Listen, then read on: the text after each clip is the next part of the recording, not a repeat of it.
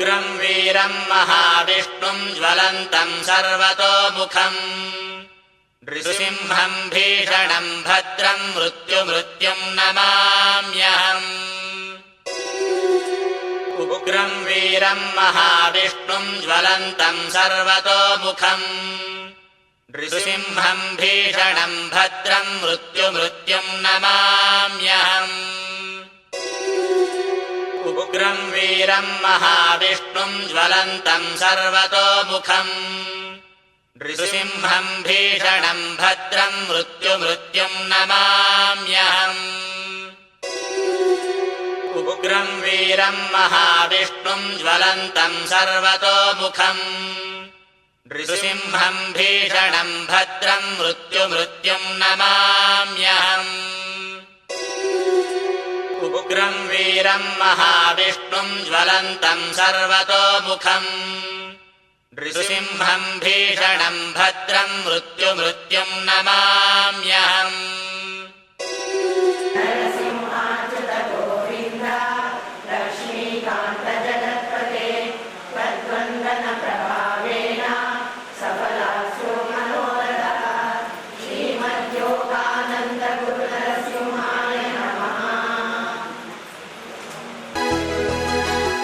ನಮೋ ನಾರಸಿಂಹ ನಮೋ ದಿವ್ಯಸಿಂಹ ಮಹಾ ಉಗ್ರಸಿಂಹ ನಮೋ ರೌದ್ರಸಿಂಹ. ನಮೋ ಜ್ವಾಲಮಾಲಿನೇ ಶ್ರೀಜ್ವಾಲಸಿಂಹ ನಮಸ್ತೆ ನಮಸ್ತೆ ನಮೋ ಅಭಯಸಿಂಹ.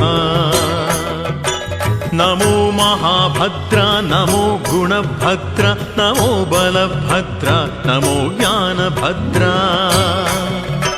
ನಮೋ ಶತ್ರು ಸಂಹಾರಕ ವಜ್ರಕಾಯ ನಮಸ್ತೆ ನಮಸ್ತೆ ನಮೋ ನಾರಸಿಂಹ. ನಮೋ ನಾರಸಿಂಹ ನಮೋ ದಿವ್ಯಕಾಯ ನಮೋ ದುಷ್ಟ ನಿಗ್ರಹ ಜಗದಾದಿ ಒಡೆಯ. ನಮೋ ಸರ್ವರಕ್ಷಕ ವನಮಾಲ ಸಿಂಹ ನಮಸ್ತೆ ನಮಸ್ತೆ ನಮೋ ನಾರಸಿಂಹ. ನಮೋ ಅಚ್ಯುತಾಯ ನಮೋ ಮಾಧವಾಯ ನಮೋ ವಿಷ್ಣುರೂಪ ಶ್ರೀನಾರಸಿಂಹ. ನಮೋ ಭಕ್ತವತ್ಸಲ ಸರ್ವಜ್ಞ ಸಿಂಹ ನಮಸ್ತೆ ನಮಸ್ತೆ ನಮೋ ನಾರಸಿಂಹ.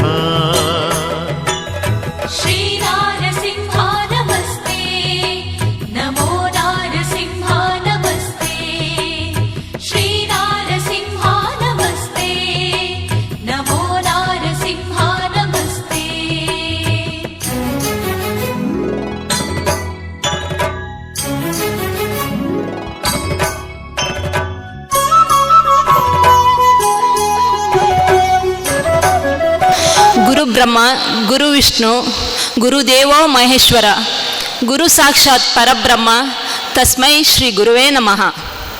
ಗುರು ಒಂದು ವ್ಯಕ್ತಿಯಲ್ಲ, ಗುರು ಒಂದು ಶಕ್ತಿ.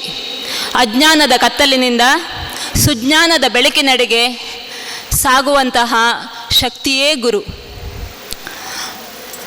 ಬಾಲ್ಯದಲ್ಲಿ ನಮ್ಮ ಕೈ ಹಿಡಿದು ಅಕ್ಷರಾಭ್ಯಾಸ ಮಾಡುವ ತಂದೆ ತಾಯಿಗಳೂ ಗುರುಗಳು. ಮುಂದೆ ನಮ್ಮನ್ನು ತಿದ್ದಿ ತೀಡಿ ನಮಗೆ ಮೌಲ್ಯ ಸಂಸ್ಕಾರ ವಿದ್ಯೆ ಬುದ್ಧಿಯನ್ನು ತುಂಬಿಸಿ ನಮಗೊಂದು ಅದ್ಭುತ ಬದುಕನ್ನು ಕಟ್ಟಿಕೊಟ್ಟ ಗುರುಗಳಿಗೆ ಗುರು ವೃಂದದವರಿಗೆ ಭಕ್ತಿಯಿಂದ ನಮಸ್ಕರಿಸುತ್ತಾ, ಹಾಸ್ಯದೊಂದಿಗೆ ಜೀವನ ಮೌಲ್ಯ ಇದು ನಮ್ಮ ಜೀವನದಲ್ಲಿ ಬಳಲಿ ನೊಂದು ಬೆಂದು ಬೆಂಡಾದ ಮನಸ್ಸಿಗೆ ಹಾಸ್ಯ ಎನ್ನುವುದು ಒಂದು ರೀತಿ ಸಂಜೀವಿನಿ ಇದ್ದ ಹಾಗೆ, ಒಂದು ರೀತಿ ಅಮೃತ ಇದ್ದ ಹಾಗೆ. ಇಂದು ನಮ್ಮೆಲ್ಲರ ಮೊಗದಲ್ಲಿ ನಗು ತರಿಸುವ ಹಂಬಲ ನಮ್ಮ ಅಧ್ಯಕ್ಷರಿಗೆ. ಅವರ ಆಶಯದಂತೆ ಇಂದು ಹಾಸ್ಯದೊಂದಿಗೆ ಬದುಕಿನ ಮೌಲ್ಯ ಎನ್ನುವ ಕಾರ್ಯಕ್ರಮವನ್ನು ನಾವಿಂದು ಆಯೋಜಿಸಿದ್ದು. ಈ ಕಾರ್ಯಕ್ರಮದ ವೇದಿಕೆಗೆ ಶ್ರೀಮತಿ ಯಶೋಧ ಹೊಳ್ಳ ಅಧ್ಯಕ್ಷರು, ಶ್ರೀಮತಿ ರೇವತಿ ಐತಾಳ್ ಉಪಾಧ್ಯಕ್ಷರು, ಶ್ರೀಮತಿ ವಿಜಯಲಕ್ಷ್ಮಿ ತುಂಗ ಉಪಾಧ್ಯಕ್ಷರು, ಶ್ರೀಮತಿ ಶಿವಪ್ರಭಾ ಅಲ್ಸೆ ಕಾರ್ಯದರ್ಶಿ ಹಾಗೂ ಇಂದಿನ ಕಾರ್ಯಕ್ರಮದ ಕೇಂದ್ರ ಬಿಂದು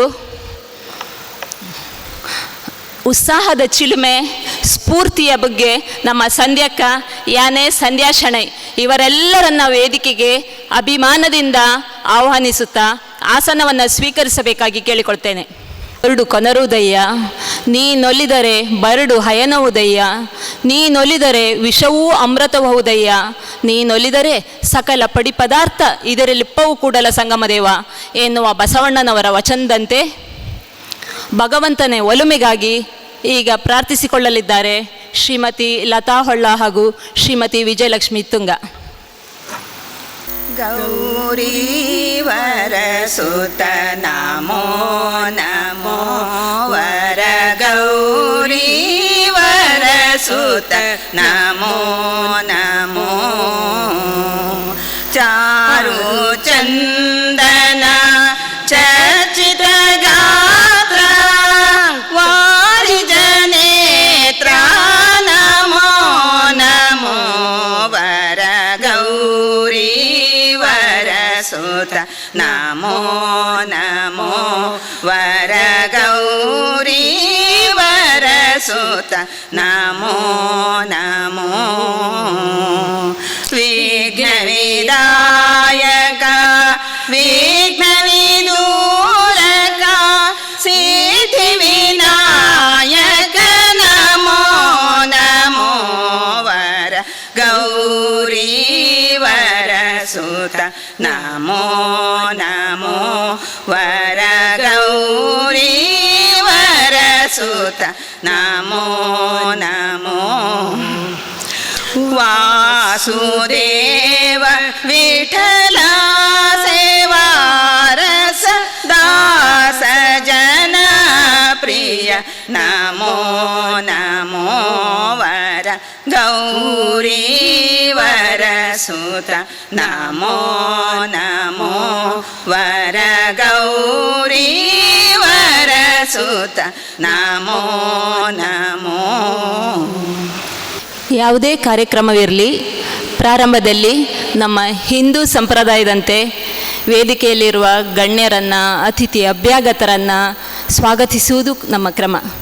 ಈಗ ನಮ್ಮ ಉಪಾಧ್ಯಕ್ಷರಾದ ಶ್ರೀಮತಿ ರೇವತಿ ಐತಾಳ್ ಇವರು ಎಲ್ಲರನ್ನು ಸ್ವಾಗತಿಸಿಕೊಳ್ಳಬೇಕಾಗಿ ಕೇಳಿಕೊಳ್ತೇನೆ. ಶ್ರೀ ಗುರುಭ್ಯೋ ನಮಃ. ಎಲ್ಲರಿಗೂ ನನ್ನ ನಮಸ್ಕಾರಗಳು. ಈ ದಿನ ಮಹಿಳಾ ವೇದಿಕೆ ಕೂಟಮ ಜಗತ್ ಅಂಗಸಂಸ್ಥೆ ಸಾಲಿಗ್ರಾಮ ಇವರು ಆಯೋಜಿಸಿಕೊಂಡಿರುವ ಆಷಾಢ ವಿಶೇಷ ಹಾಸ್ಯದೊಂದಿಗೆ ಜೀವನದ ಮೌಲ್ಯ ಎನ್ನುವ ಕಾರ್ಯಕ್ರಮದಲ್ಲಿ ನಮ್ಮನ್ನು ಅದ್ಭುತವಾಗಿ ರಂಜಿಸಲು ಆಗಮಿಸಿರುವ ಶ್ರೀಮತಿ ಸಂಧ್ಯಾ ಶೆಣೈ ಉಡುಪಿ ಇವರು ಅತ್ಯುತ್ತಮ ಹಾಸ್ಯ ಭಾಷಣಕಾರರೆಂದೇ ಪರಿಚಿತರಾಗಿರುವವರು. ಇವರಿಗೆ ನಮ್ಮ ಮಹಿಳಾ ವೇದಿಕೆಯ ಪರವಾಗಿ ಹೃತ್ಪೂರ್ವಕ ಸ್ವಾಗತ ಮೇಡಮ್. ಹಾಗೆಯೇ ನಮ್ಮ ಮಹಿಳಾ ವೇದಿಕೆಯ ಅಧ್ಯಕ್ಷೆಯಾದ ಶ್ರೀ ಯಶೋದಾ ಹೊಳ್ಳರವರಿಗೂ ಆತ್ಮೀಯವಾಗಿ ಸ್ವಾಗತ ಕೋರುತ್ತೇನೆ. ಅಲ್ಲದೆ ಈ ಆಷಾಢದ ಮಳೆಯನ್ನು ಲೆಕ್ಕಿಸದೆ ನಮ್ಮ ಕರೆಯನ್ನು ಮನ್ನಿಸಿ ನಮ್ಮ ಈ ಕಾರ್ಯಕ್ರಮವನ್ನು ಮೆರುಗುಗೊಳಿಸಲು ಆತ್ಮೀಯವಾಗಿ ಆಗಮಿಸಿರುವ ಸರ್ವ ಸದಸ್ಯರಿಗೂ, ಸರ್ವ ಕಾರ್ಯಕರ್ತೆಯರಿಗೂ ಹಾಗೂ ನಮ್ಮ ಮುಂದೆ ಈಗ ವೇದಿಕೆಯ ಮುಂಭಾಗದಲ್ಲಿ ಕುಳಿತಿರುವ ಸರ್ವರಿಗೂ ನಮ್ಮ ಆತ್ಮೀಯವಾದ ಸ್ವಾಗತ. ಎಲ್ಲರಿಗೂ ಇನ್ನೊಮ್ಮೆ ಸುಸ್ವಾಗತ, ಸ್ವಾಗತ.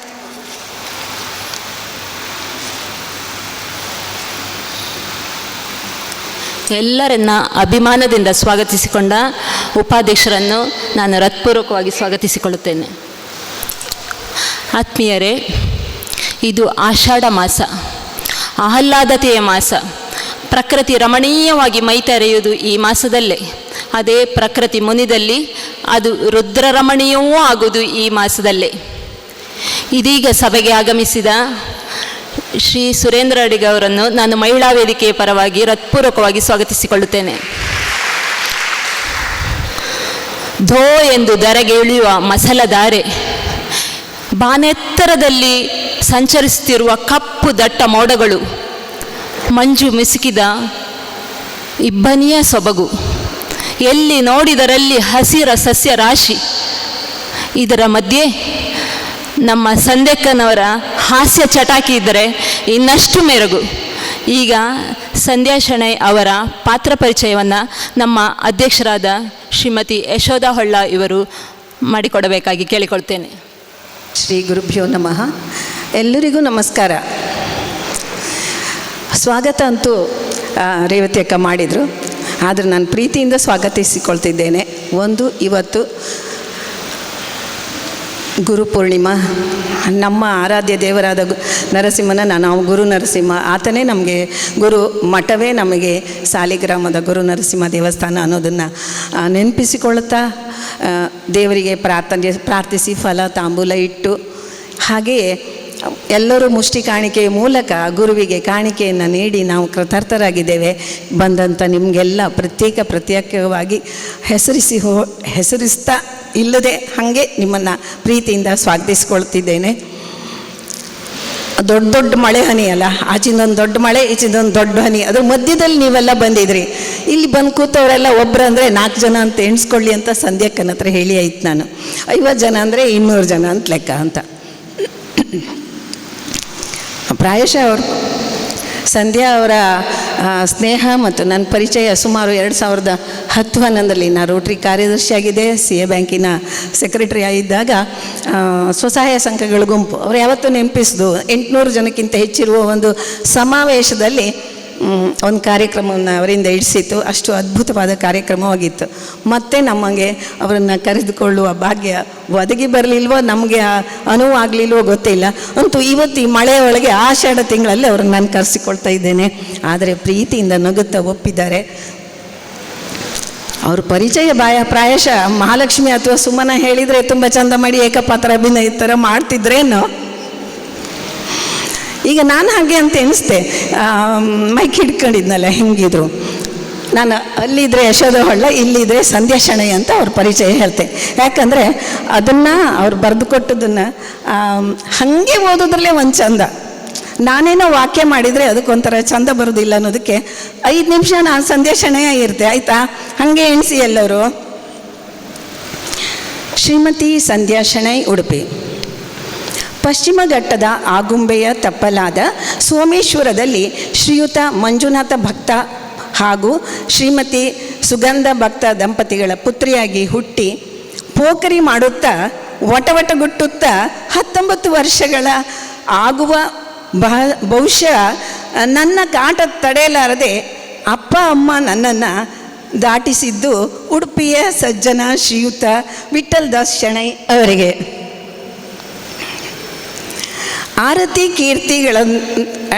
ಆರತಿ ಕೀರ್ತಿಗಳಾಗಿ ಶ್ವೇತಾ ಹಾಗೂ ಸಾತ್ವಿಕ್, ಅಳಿಯ ದೇವರಾಗಿ ಅಜಯ್, ಮನೆಯ ಮಹಾಲಕ್ಷ್ಮಿಯಾಗಿ ಸೊಸೆ ಬಿಯಾಂಕಾ, ಕೃಷ್ಣೋದಯವಾಗಿ ಮೊಮ್ಮಗ ಆಶ್ವಿಜ್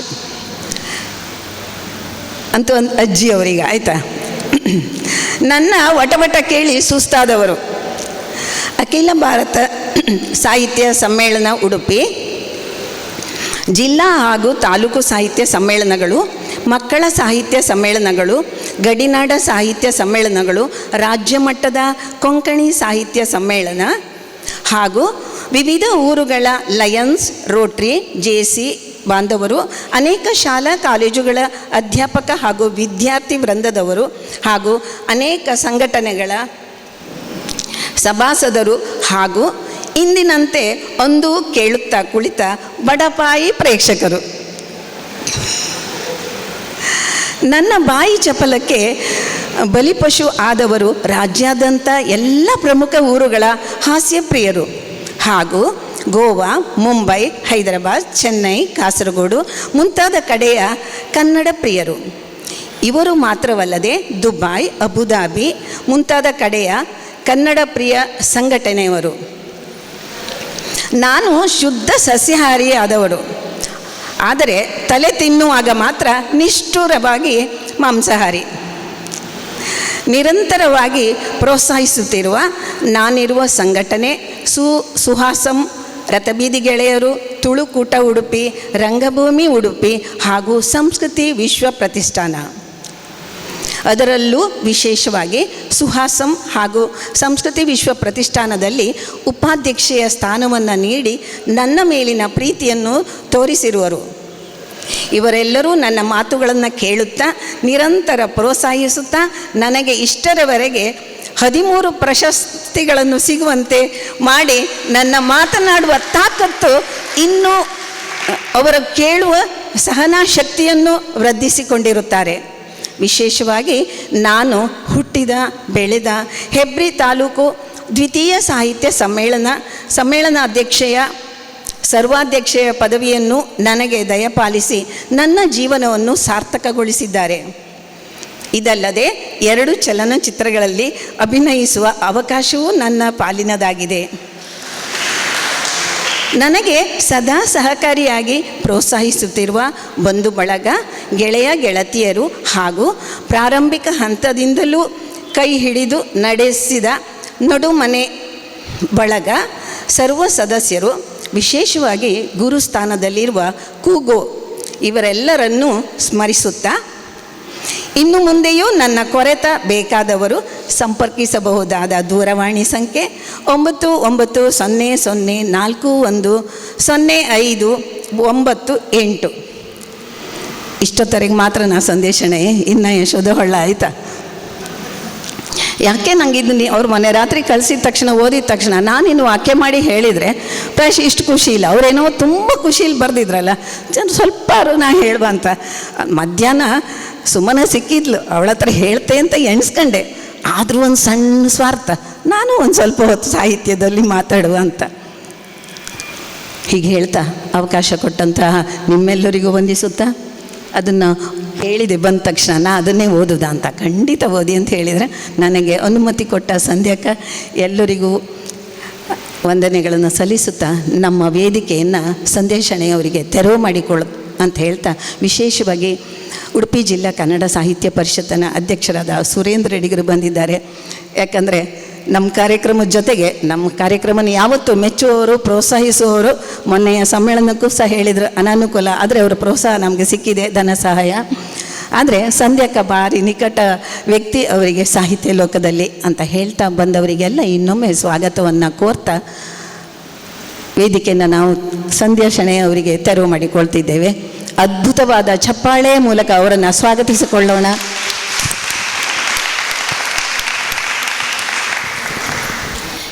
ಇಂದಿನ ಶೀರ್ಷಿಕೆಗೆ ನಮ್ಮ ಅಧ್ಯಕ್ಷರು ಅರ್ಥಪೂರ್ಣವಾಗಿ ಪಾತ್ರ ಪರಿಚಯ ಮಾಡಿದ್ದಾರೆ ಅಂದ್ಕೊಳ್ತೀನಿ. ಈಗ ನಾವೆಲ್ಲ ಕಾತರದಿಂದ ಕಾಯ್ತಾ ಇರುವ ಕ್ಷಣ, ಶ್ರೀಮತಿ ಸಂಧ್ಯಾ ಶೆಣೈ ಅವರು ನಮಗೆಲ್ಲ ನಗುವಿನ ಟಾನಿಕನ್ನು ಕೊಡಲಿಕ್ಕೆ ಬರ್ತಾ ಇದ್ದಾರೆ.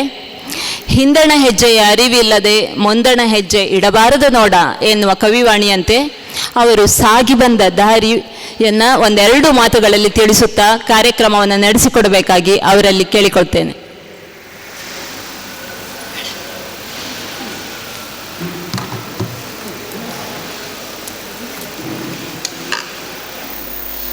ವೇದಿಕೆಯಲ್ಲಿ ಇಷ್ಟೊತ್ತು ಇದ್ದು ನನ್ನನ್ನು ಬಿಟ್ಟು ಹೋಗುತ್ತಿರುವಂತಹ, ಯಾಕಂದರೆ ಇಡೀ ಸ್ಟೇಜಿಗೆ ನಾನು ಬರ್ತಿ ಸಾಕಂತ ಎಣಿಸಿದ್ರ ಅಂತ, ಹಾಗೆ ಕುಳಿತಂತಹ ಎಲ್ಲ ನಿಮ್ಮ ಮಹಿಳಾ ವೇದಿಕೆಯ ಪದಾಧಿಕಾರಿಗಳಿಗೂ ಹಾಗೂ ಎದುರಿನಲ್ಲಿ ಕೂತಂತಹ ಅಂದ ಚಂದದ ಮಹಿಳಾ ವೃಂದದವರಿಗೂ, ವಿಶೇಷವಾಗಿ ನಾವು ಎಲ್ಲ ಕಡೆ ಹೋದರೆ ಯೂನಿಫಾರ್ಮಲ್ಲಿ ನೋಡೋದು ಮಹಿಳಾ ಕೂಟ ಅಂತ ಹೇಳಿದ ಕೂಡಲೇ ಹಳದಿ ಮತ್ತು ಕೆಂಪು, ಕೆಳಗಿಳಿಯುವಾಗ ಒಂದು ನಮ್ಮನೆ ಅರಿಶಿನ ಮಂಡಿಗೆ ಆದಾಗೆ ಆಗಿರ್ತದೆ ಕಾರ್ಯಕ್ರಮ ಮುಗಿಯುವಾಗ. ಹಾಗೆ ಆಗದೆ ಬಣ್ಣ ಬಣ್ಣದ ಸೀರೆ ಉಟ್ಟು ಒಂದು ಹೂಗುಚ್ಛದಂತೆ ಕಾಣಿಸುತ್ತಿರುವ ಮಹಿಳಾ ವೃಂದದವರಿಗೂ, ಅದರ ನಡುವೆ ಎಲೆಯಂತ ಬಂದಂತಹ ನಮ್ಮ ಜಿಲ್ಲಾಧ್ಯಕ್ಷ ಸುರೇಂದ್ರ ಅಡಿಗರಿಗೂ ಹಾಗೂ ಇಬ್ಬರು ಕ್ಯಾಮರಾಮ್ಯಾನ್ ಅವರಿಗೂ, ಸರಿಗೂ ನಾನು ಮೊನ್ನೆ ನಿಮ್ಮನ್ನು ಸಮ್ಮೇಳನದಲ್ಲಿ ನೋಡಿದ್ದೆ, ಅವರ ಆಸಕ್ತಿಗೆ ನಾನು ಸೆಲ್ಯೂಟ್ ಅಂತ ಹೇಳ್ತೇನೆ. ಹಾಗೆ ಸೌಂಡ್ ಸಿಸ್ಟಮನ್ನು ಒಂದು ಚೂರು ಟೈನ್ ಟು ಅಂತ ಶಬ್ದ ಬರದಾಗೆ ನೋಡಿಕೊಳ್ಳುತ್ತಿರುವ ನಮ್ಮ ಸೌಂಡ್ ಮ್ಯಾನೇಜರಿಗೂ ಹಾಗೂ ಚಪ್ಪಾಳೆ ತಟ್ಟದ ನಿಮ್ಮೆಲ್ಲರಿಗೂ ನಾನು ಪ್ರೀತಿಯಿಂದ ನಮಸ್ಕರಿಸ್ತಾ, ಬಹಳ ಸಂತೋಷದಿಂದ ನಿಮ್ಮ ಮುಂದೆ ನಿಲ್ಲಿಕ್ಕೆ ನನಗೆ ಅವಕಾಶ ಕೊಟ್ಟಿದ್ದಾರೆ ಯಶೋದಕ್ಕ. ಗುರು ನರಸಿಂಹರ ಸನ್ನಿಧಿಯಲ್ಲಿ ಇವತ್ತು ಗುರು ಪೂರ್ಣಿಮಾ ದಿನ ನನಗೆ ಮಾತನಾಡುವ ಅವಕಾಶ ಅಂತ ಹೇಳಿದರೆ ಇದಕ್ಕಿಂತ ದೊಡ್ಡ ಸೌಭಾಗ್ಯ ನನಗೇನಿದೆ ಅಂತ ಹೇಳ್ಕೊಳ್ತಾ, ಭಾಳ ಖುಷಿಯಲ್ಲಿ 2 ಕ್ಯಾಮರಾ ನೋಡ್ತಾ ಇದ್ದೇನೆ. ಯಾಕಂದರೆ ನನಗೆ ಮದುವೆಗೆ ಕೂಡ 2 ಕ್ಯಾಮರಾ ಯಾರೂ ತಂದಿರಲಿಲ್ಲ. ಅವಾಗೆಲ್ಲ 18 ಫೋಟೋ ಅಲ್ಲ ಅಡಿಗರೆ. ಆ 18 ಫೋಟೋ ಕ್ಲಿಕ್ಕಿ ಆಗೋ ಕೆಲವರಲ್ಲಿ ಮದುಮಕ್ಕಳ ಮುಖವೇ ಬಂದಿರೋದಿಲ್ಲ.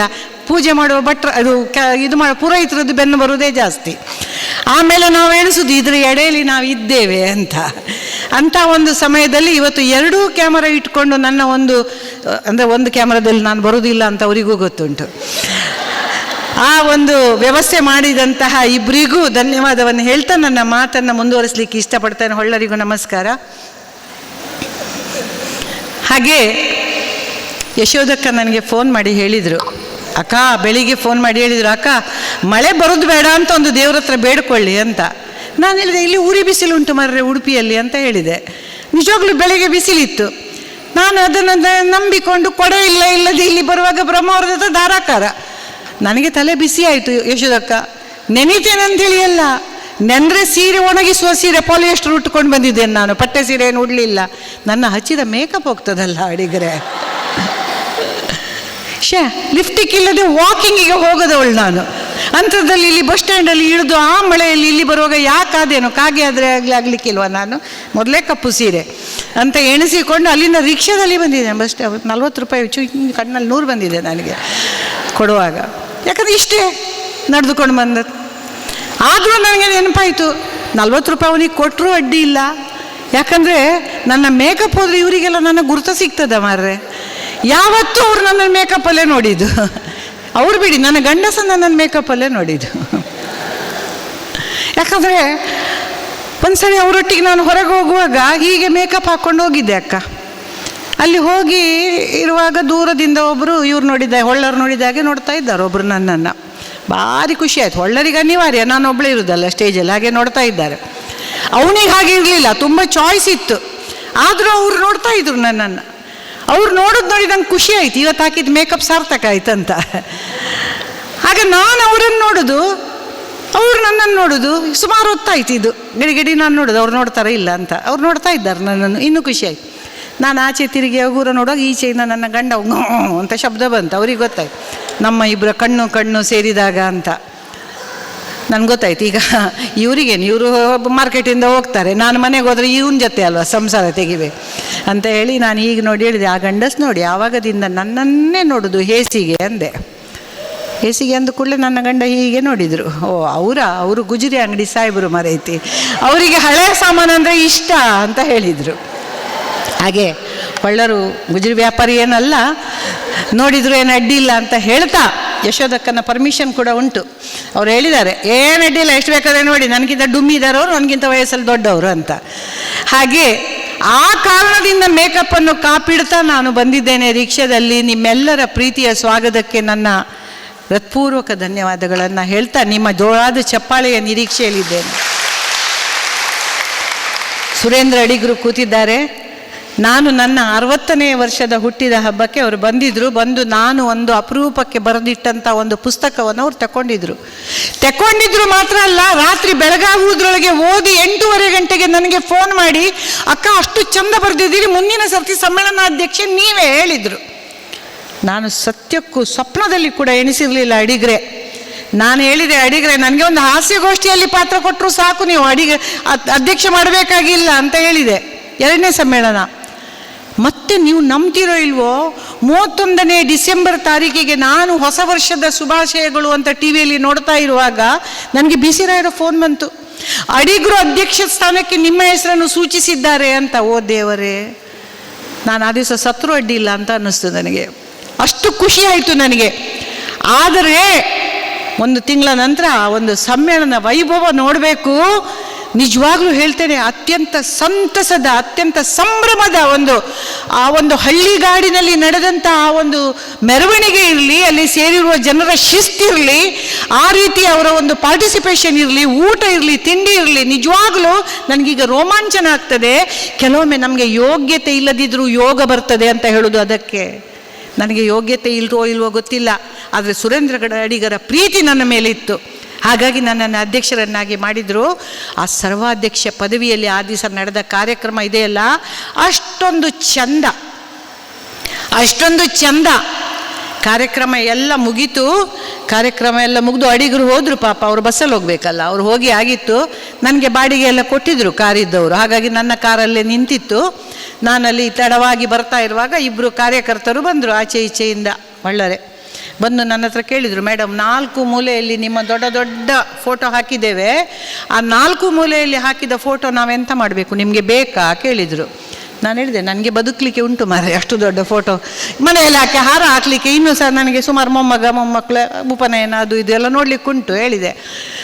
ಅಷ್ಟೊತ್ತಿಗೆ ಇಬ್ಬರು ಬಂದರು, ಈಚೆಯಿಂದ ಒಬ್ಬರು ಬಂದರು. ನಾನು ಕೇಳಿದೆ ಎಂಥದ್ದು ಅಂತ. ಅಲ್ಲ ಮೇಡಮ್, ನಿಮಗೆ ಅದು ಪೋಸ್ಟರ್ ಬೇಡದಿದ್ರೆ ನಾವು ತಗೊಂಡು ಹೋಗೋದಾ ಹೇಳಿದರು. ನನಗೆ ಕಂಡಾಪಟ್ಟೆ ಖುಷಿ ಆಯಿತು. ಯಾಕಂದರೆ ನನ್ನ ಮೇಲೆ ಆ ನಮ್ಮನೆ ಅಭಿಮಾನ ಎಲ್ಲಿಯಾದರೂ ಉಂಟು, ಆ ಅಡಿಗರಿಗೆ ಅಭಿಮಾನ ಅಡ್ಡಿಲ್ಲ ಅವರಿಗೆ. ನಾನು ಹೇಳಿದೆ, ಆ ಪೋಸ್ಟರ್ ತಗೊಂಡೋಗಿ ಎಂತ ಮಾಡ್ತೀರಾ ನೀವು ಅಂತ ಕೇಳಿದೆ. ಒಬ್ಬ ಹೇಳಿದ, ನಾವು ಕುಕ್ಕುಂದೂರಿನವರಲ್ವ ಮೇಡಮ್, ನಾವು ಹಪ್ಪಳ ಸಂಡಿಗೆ ಎಲ್ಲ ಮಾಡ್ತೇವೆ. ನನಗೆ ಅಡಿಗರೆ ಕಣ್ಣಿನ ಮೇಲೆ, ಮೂಗಿನ ಮೇಲೆ, ಕಿವಿ ಮೇಲೆ ಎಲ್ಲ ಸಂಡಿಗೆ ಕಾಣ್ತು. ಹೀಗೆ ಮುಟ್ಟಿದ್ರೆ ಸಂಡಿಗೆ ಇಟ್ಟು. ನಾನು ಮತ್ತೆ ಇವನ ಹತ್ರ ಕೇಳಿದೆ, ಇವನದು ಎಂಥ ಕತೆ ಕೇಳುವ ಅಂಥೇಳಿ. ಇವನ ಹತ್ರ ನಿಮ್ಗೆಂತಕ್ಕ ನಂದು ಪೋಸ್ಟರ್ ಹೇಳಿದೆ. ಏನಿಲ್ಲ, ಜೋರು ಮಳೆ ಅಲ್ಲ ಮೇಡಮ್, ನಮ್ಮದು ಪಾಯ್ಕಣೆ ಮಾಡಿ ಬಿದ್ದೋಗಿದೆ. ನನಗೆ ಮಂಡೆ ಬೆಚ್ಚಾಯಿತು. ಇವನು ಪಾಯ್ಕಣೆಗೆ ಎಷ್ಟು ಸಲ ಹೋಗ್ತಾನಂತ ನಾನು ಮೇಲಿಂದ ಲೆಕ್ಕ ಮಾಡೋದಾ? ಅದ್ರ ಮೇಲೆ ಕೌಚಿ ಮಲಗಿ, ಅದ್ರ ಮೇಲೆ ಅವನಿಗೇನಾದರೂ ಮುಂಚಿನ ದಿವಸ ಉತ್ತಮ ಇದ್ದು ಲೂಸ್ ಮೋಷನ್ ಆದರೆ ರತ್ನಕ್ಕ ನನಗೆ ಲೆಕ್ಕ ತಪ್ಪಿ ಓದಿತು ಅಂತ ಹೇಳಿ ನಾನು ಕಾರ್ಯಕರ್ತರ ಹತ್ರ, ಆನಂದರ ಹತ್ರ ಹೇಳಿದೆ, ನನಗದು ಬೇಡ ಮರ್ರೆ, ನನ್ನ ಕಾರಲ್ಲಿ ಹಾಕಿ ನಮ್ಮ ಮನೆಯಲ್ಲಿ ಯಾರಾದರೂ ಸಣ್ಣ ಮಕ್ಕಳು ಬಂದರೆ ಹಾಸಿಗೆ ಮೇಲೆ ಆದರೂ ಹಾಕ್ತೇನೆ, ಇಲ್ಲಿ ಬೇಡ ಅಂತ ಹೇಳಿದೆ. ಹಾಗೆ ಇವತ್ತಿಗೂ 4 ಪೋಸ್ಟರ್ ನಮ್ಮ ಮನೆಯಲ್ಲೇ ಉಂಟು. ಆ ಪೋಸ್ಟರ್ ಒಂದು ತಂದು ಇಲ್ಲಿ ನೇಲಿಸುವ ಅಂತ ಇದ್ದೆ ನಾನು. ಅಂದರೆ ಬರೀ ಇದು ಮಾತ್ರ ಹಾಕೋ ಬದಲು ನನ್ನದೊಂದು ಸೈಡಲ್ಲಿ ಇರಲಿ ಅಂದ, ಎನ್ನೆಲ್ಲ ಒಂದು ಜೀಪ್ಪೋಡು ಅಂತ ತರಬೇಕಂತ ಎಣಿಸಿದ್ದೆ. ಆದರೆ ನೋಡುವಾಗ ಒಂಚೂರು ಮಡಿಕೆ ಬಿದ್ದಿದೆ, ಯಾಕಂದರೆ ಸುಮಾರು ವರ್ಷ ಆಯ್ತಲ್ಲ, ಸ್ವಲ್ಪ ಸಪುರಸ ಇದ್ದೇನೆ ಅದರಲ್ಲಿ. ಮತ್ತು ಉಂದಿ ಏರಿಯಾ ಅಂತ ನೀವು ಕೇಳೋದು ಬೇಡ ಅಂತ ಹೇಳಿ ತರಲಿಲ್ಲ ನಾನು ಈ ಮಾತನ್ನು ಯಾಕೆ ಹೇಳ್ತಾ ಇದ್ದೇನೆ ಅಂದರೆ, ಎಲ್ಲ ಅಧಿಕಾರವು ಹಾಗೆ ಏಕ್ ದಿನ ಕಾ ಸುಲ್ತಾನ್ 4 ದಿನ ಕಾ ಸುಲ್ತಾನ್ ಅಂತ ಹೇಳಿದಾಗೆ ಪ್ರತಿಯೊಂದು ಅಧಿಕಾರವು ಹಾಗೆ. ನಮಗೇನೋ ಅಧಿಕಾರ ಸಿಕ್ಕಿದೆ ಅಂತ ನಾವು ಒಂದು ದೊಡ್ಡ ತುರಾಯಿ ಇಟ್ಟವರು ಅಂತ ಕುಣಿಲಿಕ್ಕೆ ಶುರು ಮಾಡಿದರೆ ಇಳಿದ ಮೇಲೆ ನಾವು ಸಂಡಿಗೆ ಚಾಪೆ. ಹಾಗಾಗಿ ಸ್ನೇಹಿತರೆ, ನಮಗೆ ಯಾರು ಅಧಿಕಾರ ಕೊಟ್ಟಿದ್ದಾರೆ ಅವರಿಗೆ ನಾವು ಋಣಿ ಆಗ್ತಾ, ನಮಗೆ ಸಿಕ್ಕಿದ ಅಧಿಕಾರದಲ್ಲಿ ನಾವು 4 ಜನರಿಗೆ ಏನು ಮಾಡಲಿಕ್ಕೆ ಸಾಧ್ಯ ಇದೆ, ಎಷ್ಟು ಜನರನ್ನು ಮುಂದೆ ತರಲಿಕ್ಕೆ ಸಾಧ್ಯ ಇದೆ, ಎಷ್ಟು ಜನರನ್ನು ಒಗ್ಗೂಡಿಸಲಿಕ್ಕೆ ಸಾಧ್ಯ ಇದೆ, ಎಷ್ಟು ಜನರ ಪ್ರತಿಭೆಗಳನ್ನು ನಾವು ಹೊರಗೆ ತರಲಿಕ್ಕೆ ಸಾಧ್ಯ ಇದೆ, ಇದನ್ನು ನಾವು ವಿಮರ್ಶೆ ಮಾಡಿಕೊಂಡು ಅವರಿಗೆ ನಾವು ಕೈ ಕೊಟ್ಟು ಸಹಕಾರ ಕೊಡ್ತಾ ಹೋದರೆ ನಿಜವಾಗ್ಲೂ ನಂದನವನ. ಅಡಿಗರು ಸುಮ್ಮನೆ 3ನೇ ಸರ್ತಿ ಆಗಲಿಲ್ಲ.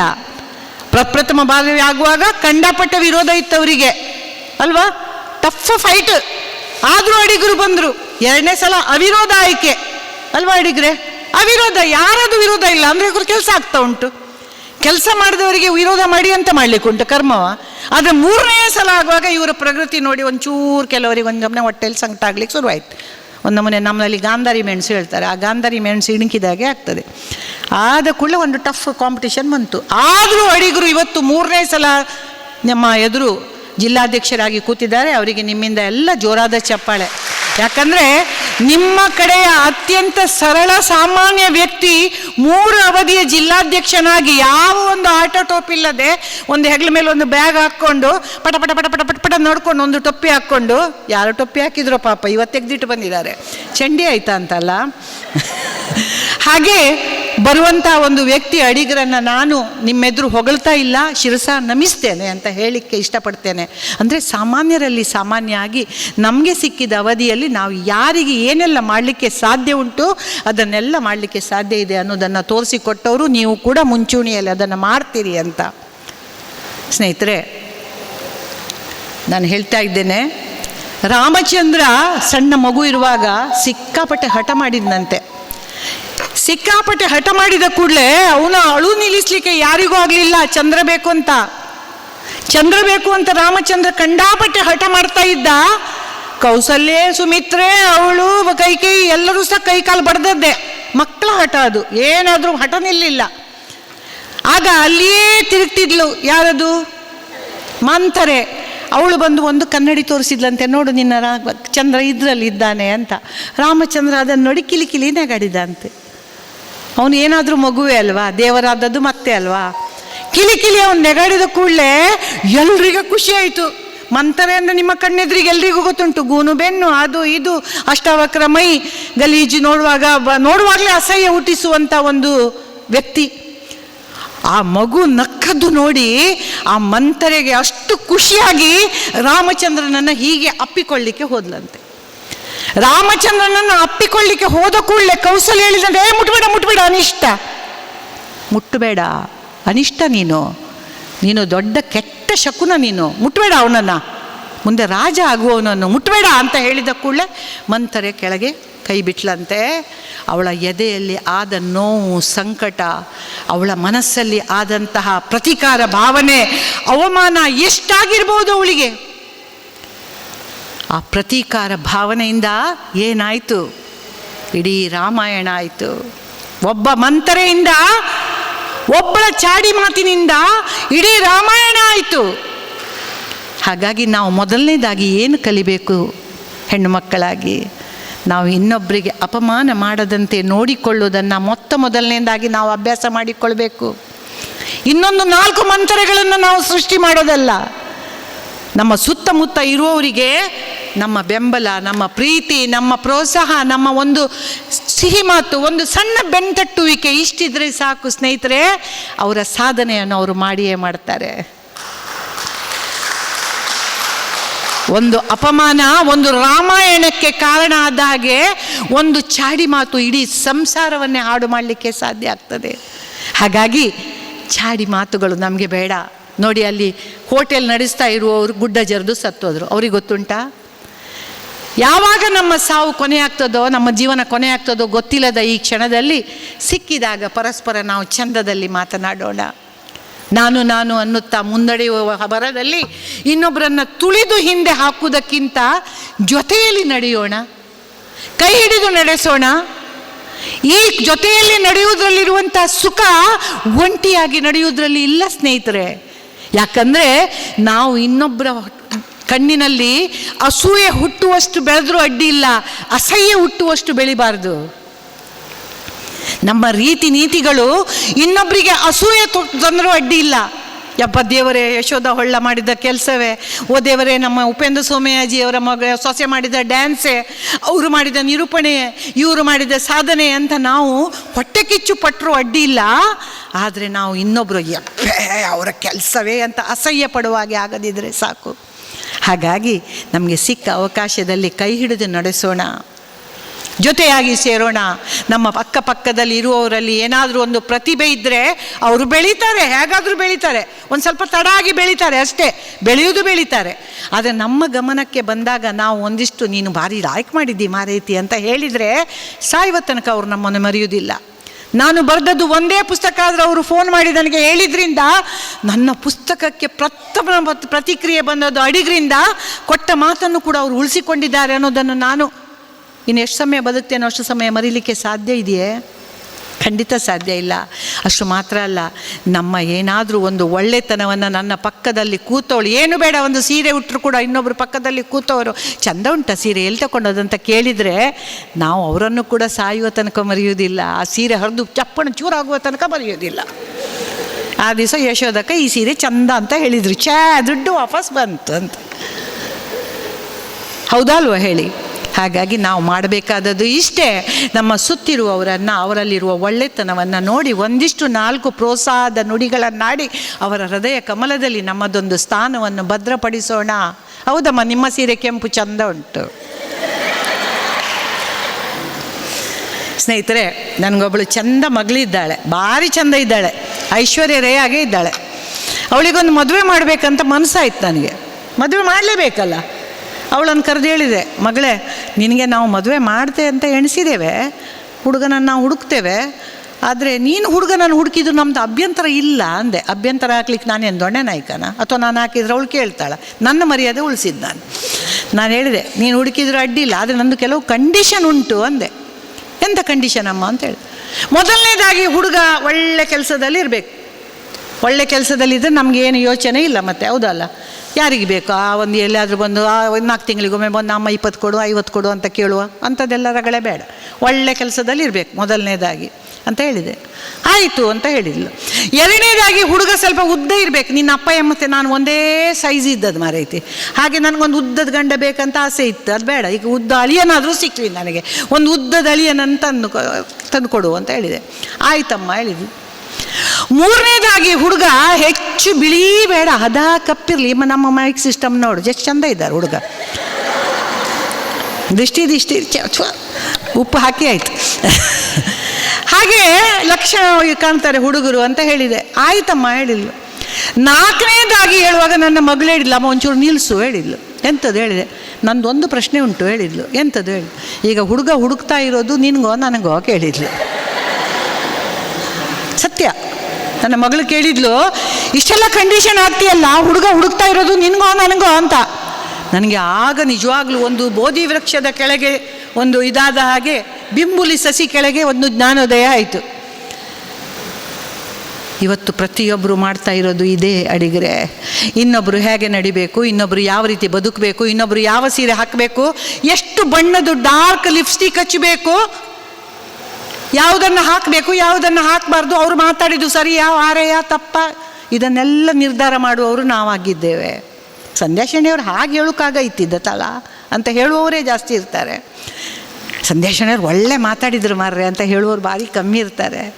ಹಾಗಿರುವಾಗ ಇನ್ನೊಬ್ಬರ ಸುದ್ದಿ ನಮಗೇಕೆ, ಲೋಕದ ಡೊಂಕ ನೀವೇಕೆ ತಿದ್ದುವಿರಿ, ತಮ್ಮ ತನ್ನುವ ಸಂತೈಸಿಕೊಳ್ಳಿ. ಲೋಕದ ಡೊಂಕ ನೀವೇಕೆ ತಿದ್ದುವಿರಿ, ತಮ್ಮ ತನ್ನುವ ಸಂತೈಸಿಕೊಳ್ಳಿ ಅಂತ ಹೇಳಿದಾಗೆ ಅವರನ್ನು ಅವರ ಪಾಡಿಗೆ ಬಿಟ್ಟು ನಾವು ನಮ್ಮ ಪಾಡಿಗೆ ಬದುಕಿಕೊಳ್ಳೋಣ. ನಮ್ಮ ಜೀವನ ಅನ್ನೋದು ಬಹಳ ಸಣ್ಣದು. ಹಾಗಿರುವಾಗ ಎಲ್ಲರ ಪ್ರೀತಿಯನ್ನು ಗಳಿಸಬೇಕು ಅಂದರೆ ಸಾಧ್ಯ ಇಲ್ಲ. ಆದರೆ ಅವರನ್ನು ತಿದ್ದುವ ಕೆಲಸವನ್ನು ಬಿಟ್ಟು ನಾವು ನಮ್ಮ ಪಾಡಿಗೆ ಬದುಕಲಿಕ್ಕೆ ಇದ್ದು ಅವರ ಪಾಡಿಗೆ ಬದುಕಲಿಕ್ಕೆ ಬಿಟ್ಟರೆ ಇದೆಯಲ್ಲ, ಅದು ದೊಡ್ಡ ಕೆಲಸ ನಾವು ಮಾಡಲಿಕ್ಕೆ ಸಾಧ್ಯ ಇರುವಂಥದ್ದು. ಯಾಕಂದರೆ ಪ್ರತಿಯೊಬ್ಬರು ಅವರವರ ಮಟ್ಟದಲ್ಲಿ, ಅವರವರ ವಿಚಾರದಲ್ಲಿ, ಅವರವರ ಸಿದ್ಧಾಂತದಲ್ಲಿ, ಅವರವರ ಒಂದು ನೆಲೆಯಲ್ಲಿ ಬದುಕ್ತಾ ಇರ್ತಾರೆ. ಏನು ಬೇಡ, ನಾನು ಇವತ್ತು ಬಸ್ಸಲ್ಲಿ ಬರ್ತಾ ಇದ್ದೆ, ಒಬ್ಳು ಹೇಳಿದ್ಲು, ನಾನು ಕುಂದಾಪುರದಿಂದ ಅಲ್ಲಿ ಹೋಗಿದ್ದು ಉಡುಪಿಗೆ ಚರ್ಚಿಗೆ ಹೇಳಿದ್ಲು. ನಾನು ಹೇಳಿದೆ, ಯಾಕೆ ಉಡುಪಿ ಚರ್ಚಿಗೆ ಹೋಗೋದಿದ್ರೆ ಕುಂದಾಪುರದಲ್ಲಿ ಚರ್ಚ್ ಇಲ್ವಾ ಕೇಳಿದೆ. ಅದು ಹಾಗೆ ಸಾಮಾನ್ಯ, ಉಡುಪಿ ಕೃಷ್ಣ ಮಠದವರೆಲ್ಲ ತಿರುಪತಿಗೆ ಹೋಗೋದು, ತಿರುಪತಿಯವರು ಇನ್ನೊಂದು ಎಲ್ಲಿಯೋ ಹೋಗೋದು, ಎಲ್ಲಿಯೋ ಇದ್ದವರು ಗುರು ನರಸಿಂಹಕ್ಕೆ ಬರೋದು, ಗುರು ನರಸಿಂಹದವರು ಇನ್ನೊಂದು ಕಡೆ ಹೋಗೋದು ಸಾಮಾನ್ಯ. ನಮ್ಮ ಹಿತ್ತಲ ಗಿಡ ಮದ್ದಲ್ಲ ನಮಗೆ. ಅದು ಎಲ್ಲಿಂದೋ ಬಂದು ಉಡುಪಿ ಕೃಷ್ಣನ ಎದುರು ಮಾಡುವವ್ರ ಹತ್ರ ನಾವು ನೋಡ್ತೇವೆ ಎಂತಾಗಿದೆ ಅವರಿಗೆ ಅಂತ. ನಮಗೆ ಕೃಷ್ಣ ನಮ್ಮ ಮನೆ ಪಕ್ಕ ನಮ್ಮವನೇ ಅಲ್ವಾ ಅವನು. ಆದರೆ ಅವನ ದೃಷ್ಟಿ ಸಮುದ್ರದ ಕಡೆ ದೂರ, ಹಾಗಾಗಿ ದೂರದವರೇ ಬರೋದಲ್ಲಿ, ಅವನ ಕಾಲ್ಬುಡದಲ್ಲಿ ನೋಡೋದಿಲ್ಲ ಅವನು. ಅದಕ್ಕೆ ನಾನು ಹೇಳಿದೆ, ನಿನಗೆ ಕುಂದಾಪುರದಲ್ಲಿ ಚರ್ಚ್ ಇಲ್ವಾ ಮಾರೈತಿ ಕೇಳಿದೆ. ಅಲ್ಲ, ಚರ್ಚ್ ಉಂಟು, ಆದರೆ ನನಗೆ ಅಲ್ಲಿ ಉಡುಪಿದ್ದು ಚರ್ಚಲ್ಲಿ ನನಗೆ ತುಂಬ ಎಲ್ಲ ಮಿರಾಕಲ್ ಆಗಿದೆ ಅಂತ ಹೇಳಿದ್ಲು. ಎಂಥದ್ದು ಹೇಳಿದೆ, ಏನಿಲ್ಲ, ನನಗೆ ಹೊಟ್ಟೆಗೊಂದು ಆಪ್ರೇಷನ್ ಆಗಬೇಕಿತ್ತು, ಅದು ಕ್ಯಾನ್ಸಲ್ ಆಯಿತು, ಪ್ರೇಯರ್ ಮಾಡಿದ್ರಿಂದ. ಒಂದು 4 ಆಪ್ರೇಷನ್ ಹೇಳಿದ್ಲು ಮರ್ರೆ. ನಾನು ಎಣಿಸಿದೆ ಇನ್ನೆಲ್ಲ ಆಸ್ಪತ್ರೆ ಮುಚ್ಚೋದು ಕಾಣಲು ಒಳ್ಳೇದಂತ. ಸತ್ಯ, 4 ಆಪ್ರೇಷನ್ ಒಳದು ಕ್ಯಾನ್ಸಲ್ ಆಯ್ತಂತೆ. ಮತ್ತು ಈಗ ಒಂದು ಕಜ್ಜಿ ಉಂಟಂತೆ, ಅದಕ್ಕೆ ಪ್ರೇಯರಿಗೆ ಹೋಗಿದ್ದಂತೆ ಅವಳು. ನಂದು ಕಜ್ಜಿ ಕಂಡಿತ್ತು ನನಗೆ. ಮತ್ತು ನಾನು ಎಣಿಸಿದೆ, ಈ ಕಜ್ಜಿ ಅಂತ ನಾನು ಚರ್ಚಿಗೆ ಹೋದರೆ ನಾಳೆ ಮತ್ತೆ ಬೊಟ್ಟೆಲ್ಲ ತೆಗೆದು ಫ್ರಾಕ್ ಎಲ್ಲ ಹಾಕಿ ನಿಮ್ಮೆದ್ರು ಹೀಗೆ ಮಾಡಿ ಬಾಯಮ್ಮಾಗಿ ಬಂದರೆ ಕಷ್ಟ ಅಂತ. ಆದರೂ ನಾನು ಅವಳಿಗೆ ಏನೂ ಹೇಳಲಿಲ್ಲ. ಯಾವ ರೀತಿ ನಮ್ಮ ನಂಬಿಕೆಗಳುಂಟೋ, ನಾವು ಹೇಗೆ ನಮ್ಮ ದೇವರಿಗೆ ಹರಕೆಗಳನ್ನು ಹೇಳಿಕೊಳ್ತೇವೋ ಅವಳಿಗೂ ಸಂಪೂರ್ಣ ಅಧಿಕಾರ ಉಂಟು. ಅದರ ಪ್ರಭಾವ ನಮ್ಮ ಮೇಲೆ ಆಗಲಿಕ್ಕಿಲ್ಲ, ನಮ್ಮ ಪ್ರಭಾವ ಅವರ ಮೇಲೆ ಆಗಲಿಕ್ಕಿಲ್ಲ. ನಮ್ಮ ತನ್ನುವ ಸಂತೈಸಿಕೊಳ್ಳಿ. ನಾವು ಹೇಗೆ ಬದುಕ್ತಾ ಇದ್ದೇವೋ ನಾವು ಹಾಗೆ ಬದುಕೋಣ. ನಾವು ಇನ್ನೊಬ್ಬರಿಗೆ ಪ್ರಭಾವ ಬೀರುವುದು ಬೇಡ, ಇನ್ನೊಬ್ಬರ ಪ್ರಭಾವಕ್ಕೆ ಒಳಗಾಗುವುದು ಬೇಡ. ನಾವು ನಮ್ಮ ಪಾಡಿಗೆ ಬದುಕೋಣ. ಒಬ್ಬರು ಏನೋ ಮಾಡಿದ್ರಂತ ನಾವೆಲ್ಲರೂ ಮಾಡಬೇಕಂದ್ರೆ ಆಗ್ತದಾ? ಇವಳೇನೋ ಡ್ಯಾನ್ಸ್ ಮಾಡಿದ್ಲಪ್ಪ, ನಾನು ಮಾಡಿದರೆ ಮಾಡ್ಬೋದು, ನೀವು ನೋಡಬೇಕಲ್ಲ, ಆಗ್ತದಾ? ಹಾಗಾಗಿ ಭಗವಂತ ಪ್ರತಿಯೊಬ್ಬರಿಗೂ ಒಂದೊಂದು ವಿಷಯವನ್ನು ಕೊಟ್ಟಿದ್ದಾನೆ. ಆ ಕೊಟ್ಟ ವಿಚಾರದಲ್ಲಿ ನಾವು ಸಂಪೂರ್ಣ ತೊಡಗಿಸಿಕೊಂಡು ನಮ್ಮ ಒಂದು ಕರೆಕ್ಟಾದ ಅದಕ್ಕೊಂದು ಡೆಡಿಕೇಶನ್ಗೆ ಏನು ಹೇಳ್ತಾರೆ ಸುರೇಂದ್ರ ಅಡಿಗರೆ ಕನ್ನಡ ಸಾಹಿತ್ಯದಲ್ಲಿ?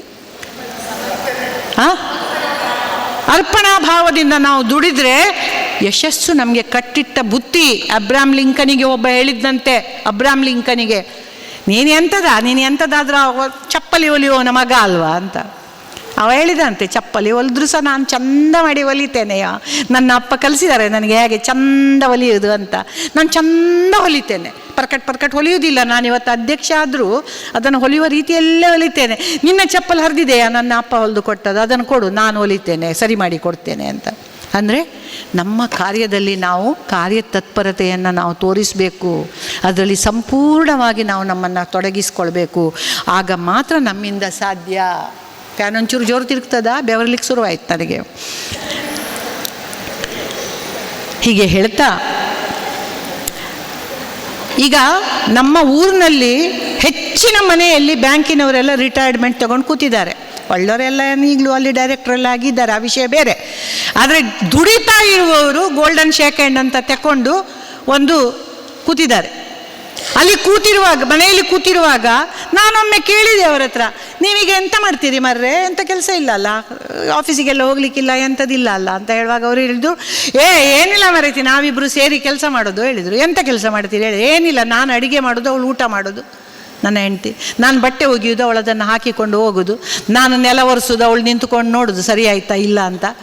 ಮತ್ತು ಏನಾದರೂ ನಾವು ಒಟ್ಟು ಏನಾದರೂ ಗಪ್ಪಾಸ್ ಹೊಡೆಯೋದು, ಅವಳು ಜಗಳ ಮಾಡೋದು, ಬೈಯೋದು, ನಾನು ಬಾಯಿ ಮುಚ್ಚಿ ಕೂತ್ಕೊಳ್ಳೋದು ಅಷ್ಟೇ ಅಂತ ಹೇಳಿದರು. ಹೌದಾ, ಅದ್ರ ಬದಲು ನೀವೇನಾದರೂ ಸಮಾಜ ಸೇವೆ ಮಾಡಬಾರ್ದಾ ಅಂತ ಹೇಳಿದೆ. ಸಮಾಜ ಸೇವೆ ಅದೆಲ್ಲ ದುಡ್ಡಿರುವವರ ವಿಷಯ ಮಾರೈತಿ, ನಮ್ಗೆ ರತ್ನಕನಂತವರಿಗೆ ಅದೆಲ್ಲ. ಅವರೊಂದು ಗಟ್ಟಿ ಕುಳ ಇಲ್ಲಿ ನಿಮ್ಮ ಏರಿಯಾದಲ್ಲಿ ಏನು ಬೇಕಾದರೂ ಮಾಡುವಂಥ ತಾಕತ್ತಿರುವವರು, ಅದೆಲ್ಲ ಅವರಿಗೆ, ನಮ್ಮಂಥವರಿಗೆಲ್ಲ ಅಲ್ಲ ಅಂತ ಹೇಳಿದರು. ನಾನು ಕೇಳ್ತೇನೆ ಸ್ನೇಹಿತರೆ, ಸಮಾಜ ಸೇವೆ ಮಾಡಬೇಕಾದ್ರೆ ದುಡ್ಡು ಬೇಕಾ?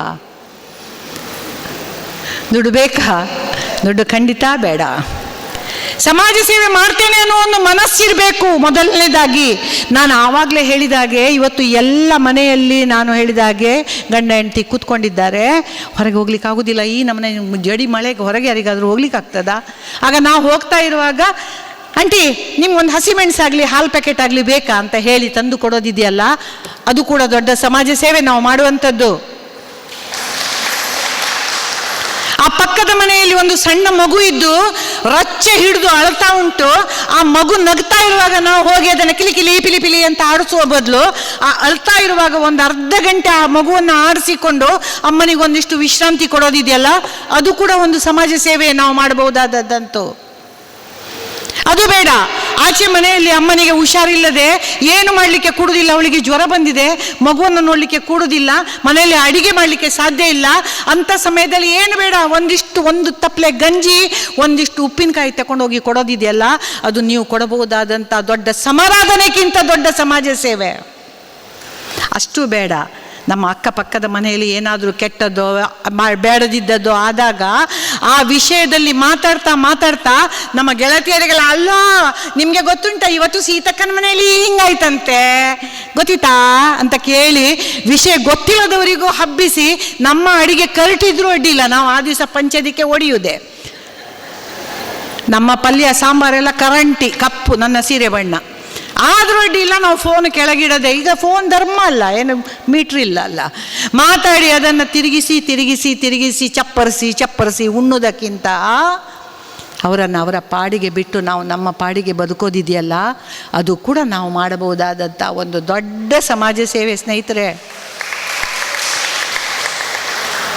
ಇಂಥ ಸಮಾಜ ಸೇವೆಯನ್ನು ನೀವೆಲ್ಲರೂ ಖಂಡಿತ ಮಾಡಲಿಕ್ಕೆ ಸಾಧ್ಯ ಇದೆ. ಯಾಕಂದರೆ ನಮ್ಮ ತಲೆಯಲ್ಲಿ ಹೆಚ್ಚು ಡಾಟಾ ಹಾಕಲಿಕ್ಕೆ ಜಾಗ ಇಲ್ಲ. ಆ ಡಾಟಾ ಜಾಸ್ತಿ ಆದ ಕೂಡಲೇ ನಮಗೆ ಬೇಕಾದ ಡಾಟಾಗಳು ಅಲ್ಲಿಗೆ ನಮಗೆ ಸಿಗುವುದಿಲ್ಲ. ನೀವು ಮೊಬೈಲಲ್ಲೇ ನೋಡಿ, ಆಗಾಗ ನೀವು ಅದನ್ನು ಕ್ಲಿಯರ್ ಮಾಡ್ತಾ ಕೂತ್ಕೊಳ್ಬೇಕಾಗ್ತದೆ, ಇಲ್ಲಾದರೆ ಹೊಸದು ಬರುವುದಿಲ್ಲ ಅದರಲ್ಲಿ. ಯಪ್ಪ ನನ್ನ ಮೊಬೈಲು ಭಾರ ಆಗಿದೆ ಮಾರ್ರೆ ಅಂತ. ಯಾಕಂದರೆ ನಮ್ಮ ಅಗತ್ಯಕ್ಕಿಂತ ಜಾಸ್ತಿ ನಾವು ತಲೆಗೆ ಕೊಟ್ಟಿದ್ದೇವೆ. ನಮಗೆ ಬೇಕಾ ಇನ್ನೊಬ್ಬರ ಸುದ್ದಿ? ಅವರ ಮಗಳಿಗಿನ್ನೂ ಮದುವೆ ಆಗಲಿಲ್ಲ ಅಂತೆ ಮಾರ್ರೆ, ಅವಳ ಮಗನಿಗಿನ್ನೂ ಕೆಲಸ ಆಗಲಿಲ್ಲ ಅಂತೆ, ಎಂಥದೋ ಕೆಲಸ ಇತ್ತಂತೆ, ಒಂದು 10,000 ಸಂಬಳ ಅಂತೆ, ಈಗ ಎಲ್ಲಿ ಸಾಕಾಗ್ತದೆ, ಭಿಕ್ಷೆ ಬೇಡೋದೊಂದು ಬಾಕಿ ಅವನು. ಇಂಥದ್ದೆಲ್ಲ ನಮಗೆ ಬೇಕಾ? ಅವರವರ ಪಾಡು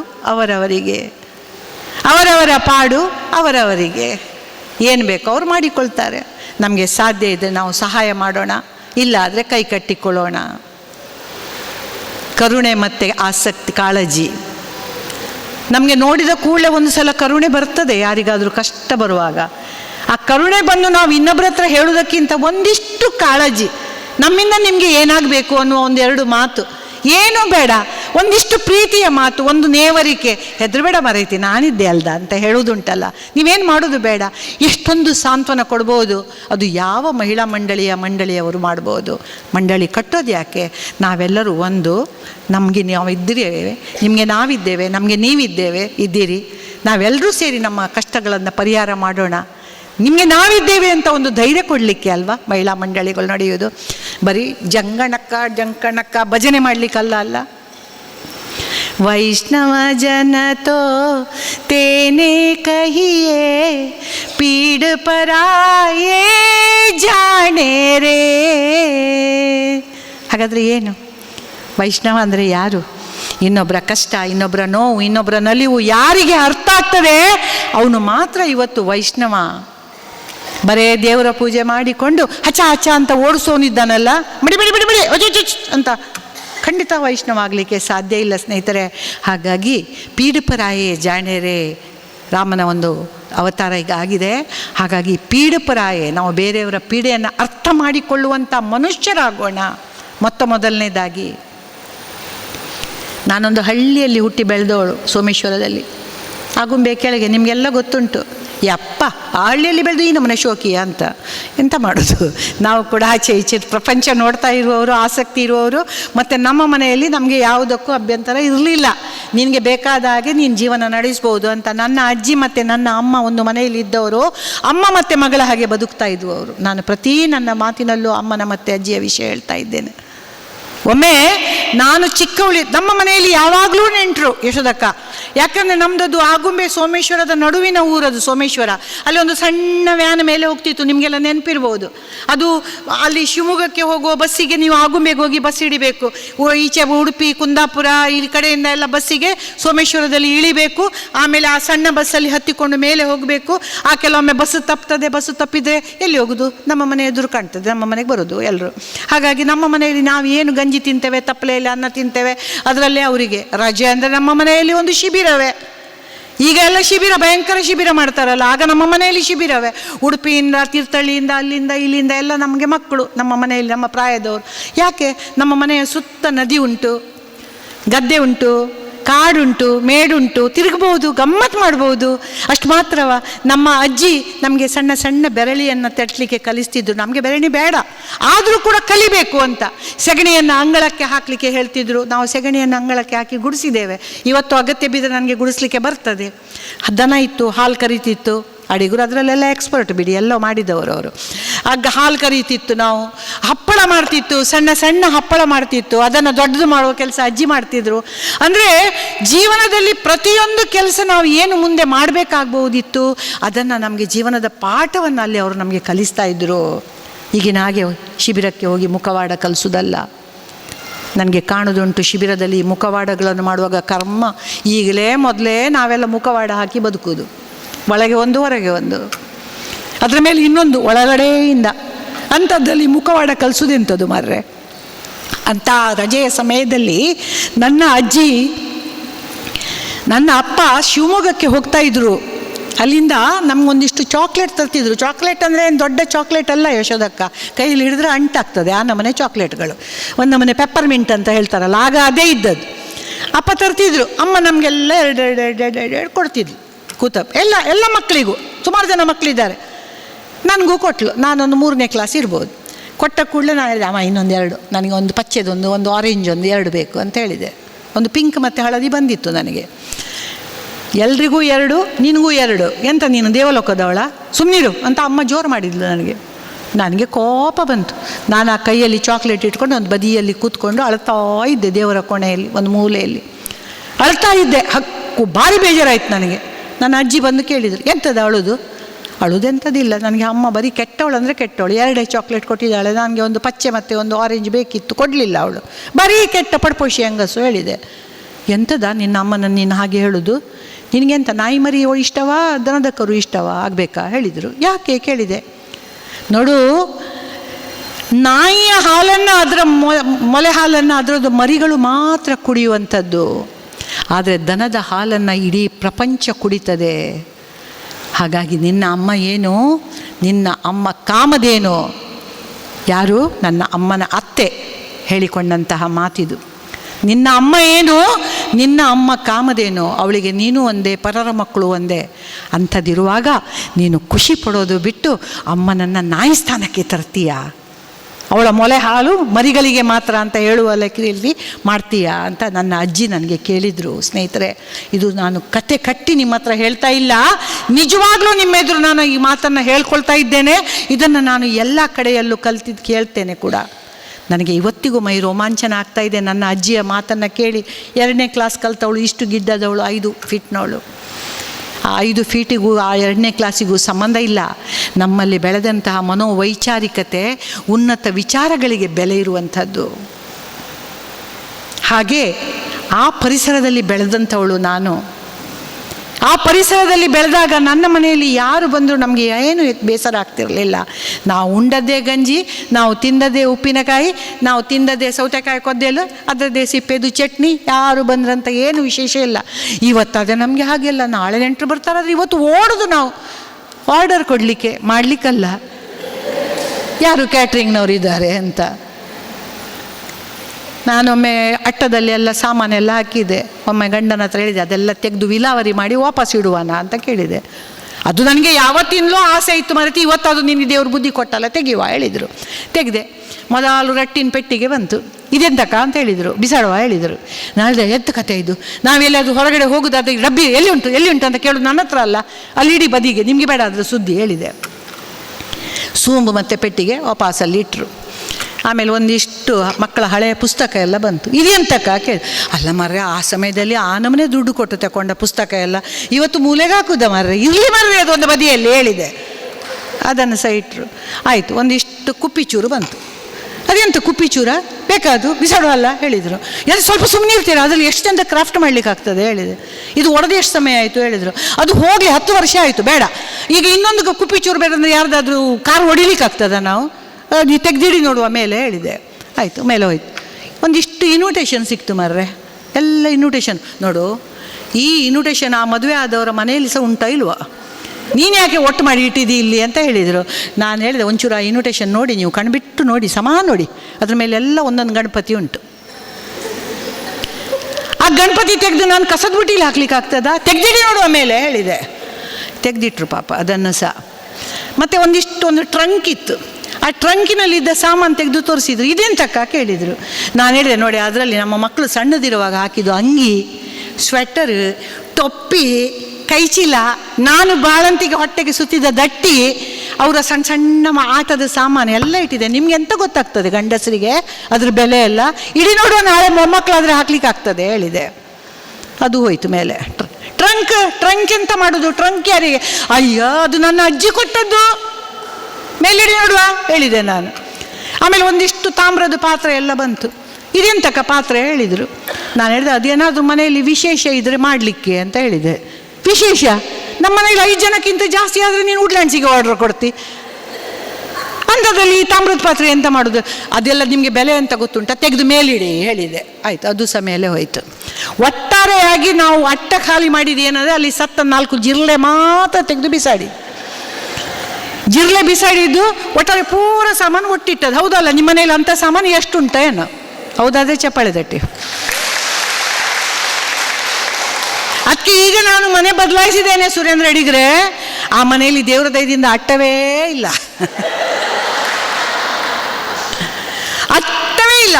ಹಾಗಾಗಿ ಕನ್ನಾಪಟ್ಟೆ ಅಶ್ರು ತರ್ಪಣವನ್ನು ಕೊಡ್ತಾ ಆ ರಟ್ಟಿನ ಪೆಟ್ಟಿಗೆ, ಅದು ಇದು ಇನ್ವಿಟೇಷನ್ ಎಲ್ಲ ಬಿಸಾಡಿ ಸುಖಂದ ಕೂತಿದ್ದೇನೆ. ನನ್ನ ಮಕ್ಕಳು ಎಷ್ಟು ಖುಷಿಯಾಗಿದ್ದಾರೆ ಅಂದರೆ, ಆಸ್ತಿ ವಿಲಾವರಿ ಮಾಡಿದಷ್ಟು ಖುಷಿಯಲ್ಲಿದ್ದಾರೆ ನನ್ನ ಮಕ್ಕಳು.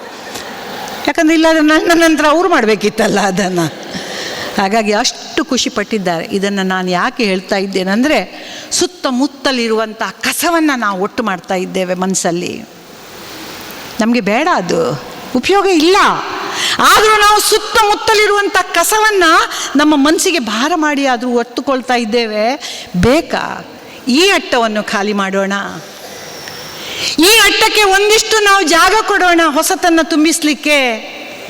ಈ ಅಟ್ಟದಲ್ಲಿರುವ ಕಸವನ್ನು ನಾವು ತೆಗೆದು ಬಿಸಾಡೋಣ ಅಂತ ಹೇಳ್ತಾ ನಿಮ್ಮಿಂದ ಒಂದು ಸಣ್ಣ ಚಪ್ಪಾಳೆ ನಿರೀಕ್ಷೆಯನ್ನು ಮಾಡ್ತೇನೆ.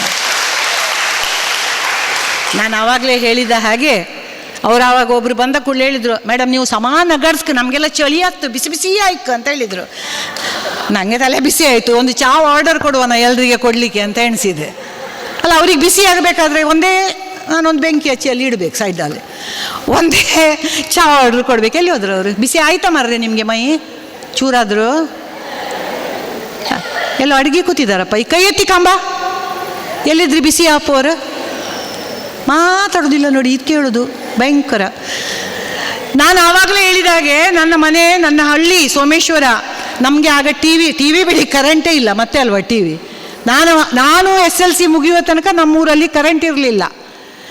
ಆಗ ಈ ಕಟ್ಟೆ ಮೇಲೆ ಸಂಜೆ ನಂತರ ಒಂದು 4-5 ಗಂಟೆ, ನಂದು ಸಮಯ ಆಯ್ತು ಅಡಿಗ್ರೆ, ಪಾಪ ಕೊಡೆ ಎಲ್ಲ ನೋಡ್ತಾ ಇದ್ದಾರೆ ಅವರು. ನಮ್ಮನ್ನು ಮಾತೆ ಅಂತ ಕರೀತಾರೆ ಮಾರ್ರೆ, ಮಾತು ಜಾಸ್ತಿ ಅಂತ. ಇವರನ್ನೆಲ್ಲ ಪಿತ್ತ ಅಂತ ಕರೀತಾರೆ, ಒಂಚೂರು ಪಿತ್ತ ಜಾಸ್ತಿ ಅಂತ. ಅಂಥದ್ರಲ್ಲಿ ಅವರು ಕೊಡೆ ಎಲ್ಲ ನೋಡ್ತಾ ಇರುವಾಗ ನಾನು ನಿಲ್ಲಿಸ್ಬೇಕಾ ಮುಗಿಸ್ಬೇಕಾ ಅಂತ ನಂಗೆ ಗೊತ್ತಾಗಲಿಲ್ಲ. ಆಗ ಅಲ್ಲಿ 4 ಜನ 5 ಜನ ಸಂಜೆ ಅಲ್ಲಿ ಕಟ್ಟೆಯಲ್ಲಿ ಕೂತ್ಕೊಂಡು ಮಾತಾಡ್ತಾ ಪಟ್ಟಂಗ ಹೊಡಿತಾ ಇದ್ರು. ಸಂಜೆ ಹೊತ್ತು ಹೊಡಿತಾ ಇರುವಾಗ ಒಬ್ಬರು ಕೇಳೋದು, ನಿನ್ನ ಮಗ ಎಂತ ಮಾಡ್ತಾನ ಅಂತ. ನನ್ನ ಮಗ ದೊಡ್ಡ ಮಗ ಇಂಜಿನಿಯರ್ ಆಗಿದ್ದಾನೆ, ಅವನು ಅಮೆರಿಕಕ್ಕೆ ಹೋಗಿ MS ಮಾಡ್ತಾನಂತೆ. ಹೌದಾ? ಎರಡನೇ ಮಗ ಡಾಕ್ಟ್ರ್. ಅವನಿಗೆ ಈಗ MD ಆಗಬೇಕಂತೆ. ಅವನು ಒಂದು ಸೀಟ್ ಕಾಯ್ತಾ ಇದ್ದಾನೆ, ಅವನಿಗೆ ಲಂಡನಿಗೆ ಹೋಗಿ ಆಗಬೇಕಂತೆ, ಇಲ್ಲಿ ಇದೆಲ್ಲ ಆಗೋದಿಲ್ಲ ಅಂತೆ, ಅಲ್ಲಿಗೆ ಹೋಗಿ ಆಗಬೇಕಂತೆ. ಹೌದಾ? ಮೂರನೇ ಮಗ ಅಲ್ಲಿ ಗುರುದೇವ ನರಸಿಂಹ ದೇವಸ್ಥಾನದ ಎದುರು ಅಲ್ಲಿ ಒಂದು ತಿರ್ಕಾಸಲ್ಲಿ ಒಂದು ಬೀಡಿ ಅಂಗಡಿ ಇಟ್ಟು ಸೋಡಾ ಗಿಡ ಎಲ್ಲ ಮಾರ್ತಾನೆ. ಎಂಥದ ಮರೆಯ? ದೊಡ್ಡ ಮಗ ಇಂಜಿನಿಯರು, ಎರಡನೇ ಮಗ ಡಾಕ್ಟ್ರು, ಅದು ಸಹ ಫಾರಿನಿಗೆ ಹೋಗ್ಲಿಕ್ಕೆ ಹೊರಟಿದ್ದಾರೆ. ಮೂರನೇ ಮಗ ಓಲಿ ಬೀಡಿ ಅಂಗಡಿ ಇಟ್ಟುಕೊಂಡು ತಿರ್ಕಾಸಲ್ಲಿ ಕೂತಿದ್ದಾನೆ. ನಾಚಿಕೆ ಆಗೋದಿಲ್ಲ ನಿನಗೆ? ಅವನೊಂದು ದುಬೈಗೆ ಏನಾದರೂ ಕಳಿಸಿ, ಈಗ ಅಲ್ಲೆಲ್ಲ ಹೋದರೆ ದುಡ್ಡು ಮಾಡಿ ಬರ್ಬೋದು. ಅವನು ಸಹ ಒಂದು ಫಾರಿನ್ ಎಲ್ಲ ತಿರುಗಾಡಿ ಬರಲಿ, ಎಂತ ಇದು ಅಂತ ಹೇಳುವಾಗ ಇವನು ಹೇಳ್ತಾನಂತೆ, ಆಗೋದಿಲ್ಲ ಮರೆಯ. ಯಾಕಾಗೋದಿಲ್ಲ? ಎಂತ SLC ಆದರೂ ಪಾಸಾಗಿದ್ದಾನೆ? ಇಲ್ಲ, SLC ಅಲ್ಲ, ಅವನು ಗ್ರ್ಯಾಜುಯೇಟ್. ಮತ್ತೆ ಯಾಕೆ ಕಳಿಸೋದಿಲ್ಲ? ನಾನು ಕಳಿಸ್ಲಿಕ್ಕೆ ತಯಾರಿಲ್ಲ. ಯಾಕಂದರೆ ಇವತ್ತು ನನ್ನ ಮನೆಯಲ್ಲಿ ಇದ್ದುಕೊಂಡು, ನಮ್ಮ ಜೊತೆ ಇದ್ದುಕೊಂಡು, ನಮಗೊಂದು 2 ತುತ್ತು ಅನ್ನವ ಗಂಜಿ ಬೇಯಿಸು ಹಾಕುದಿದ್ರೆ ನನ್ನ ಅಮೇರಿಕದ ಮಕ್ಕಳಲ್ಲ, ನನ್ನ ಈ ಗೂಡಂಗಡಿಯ ಮಗ.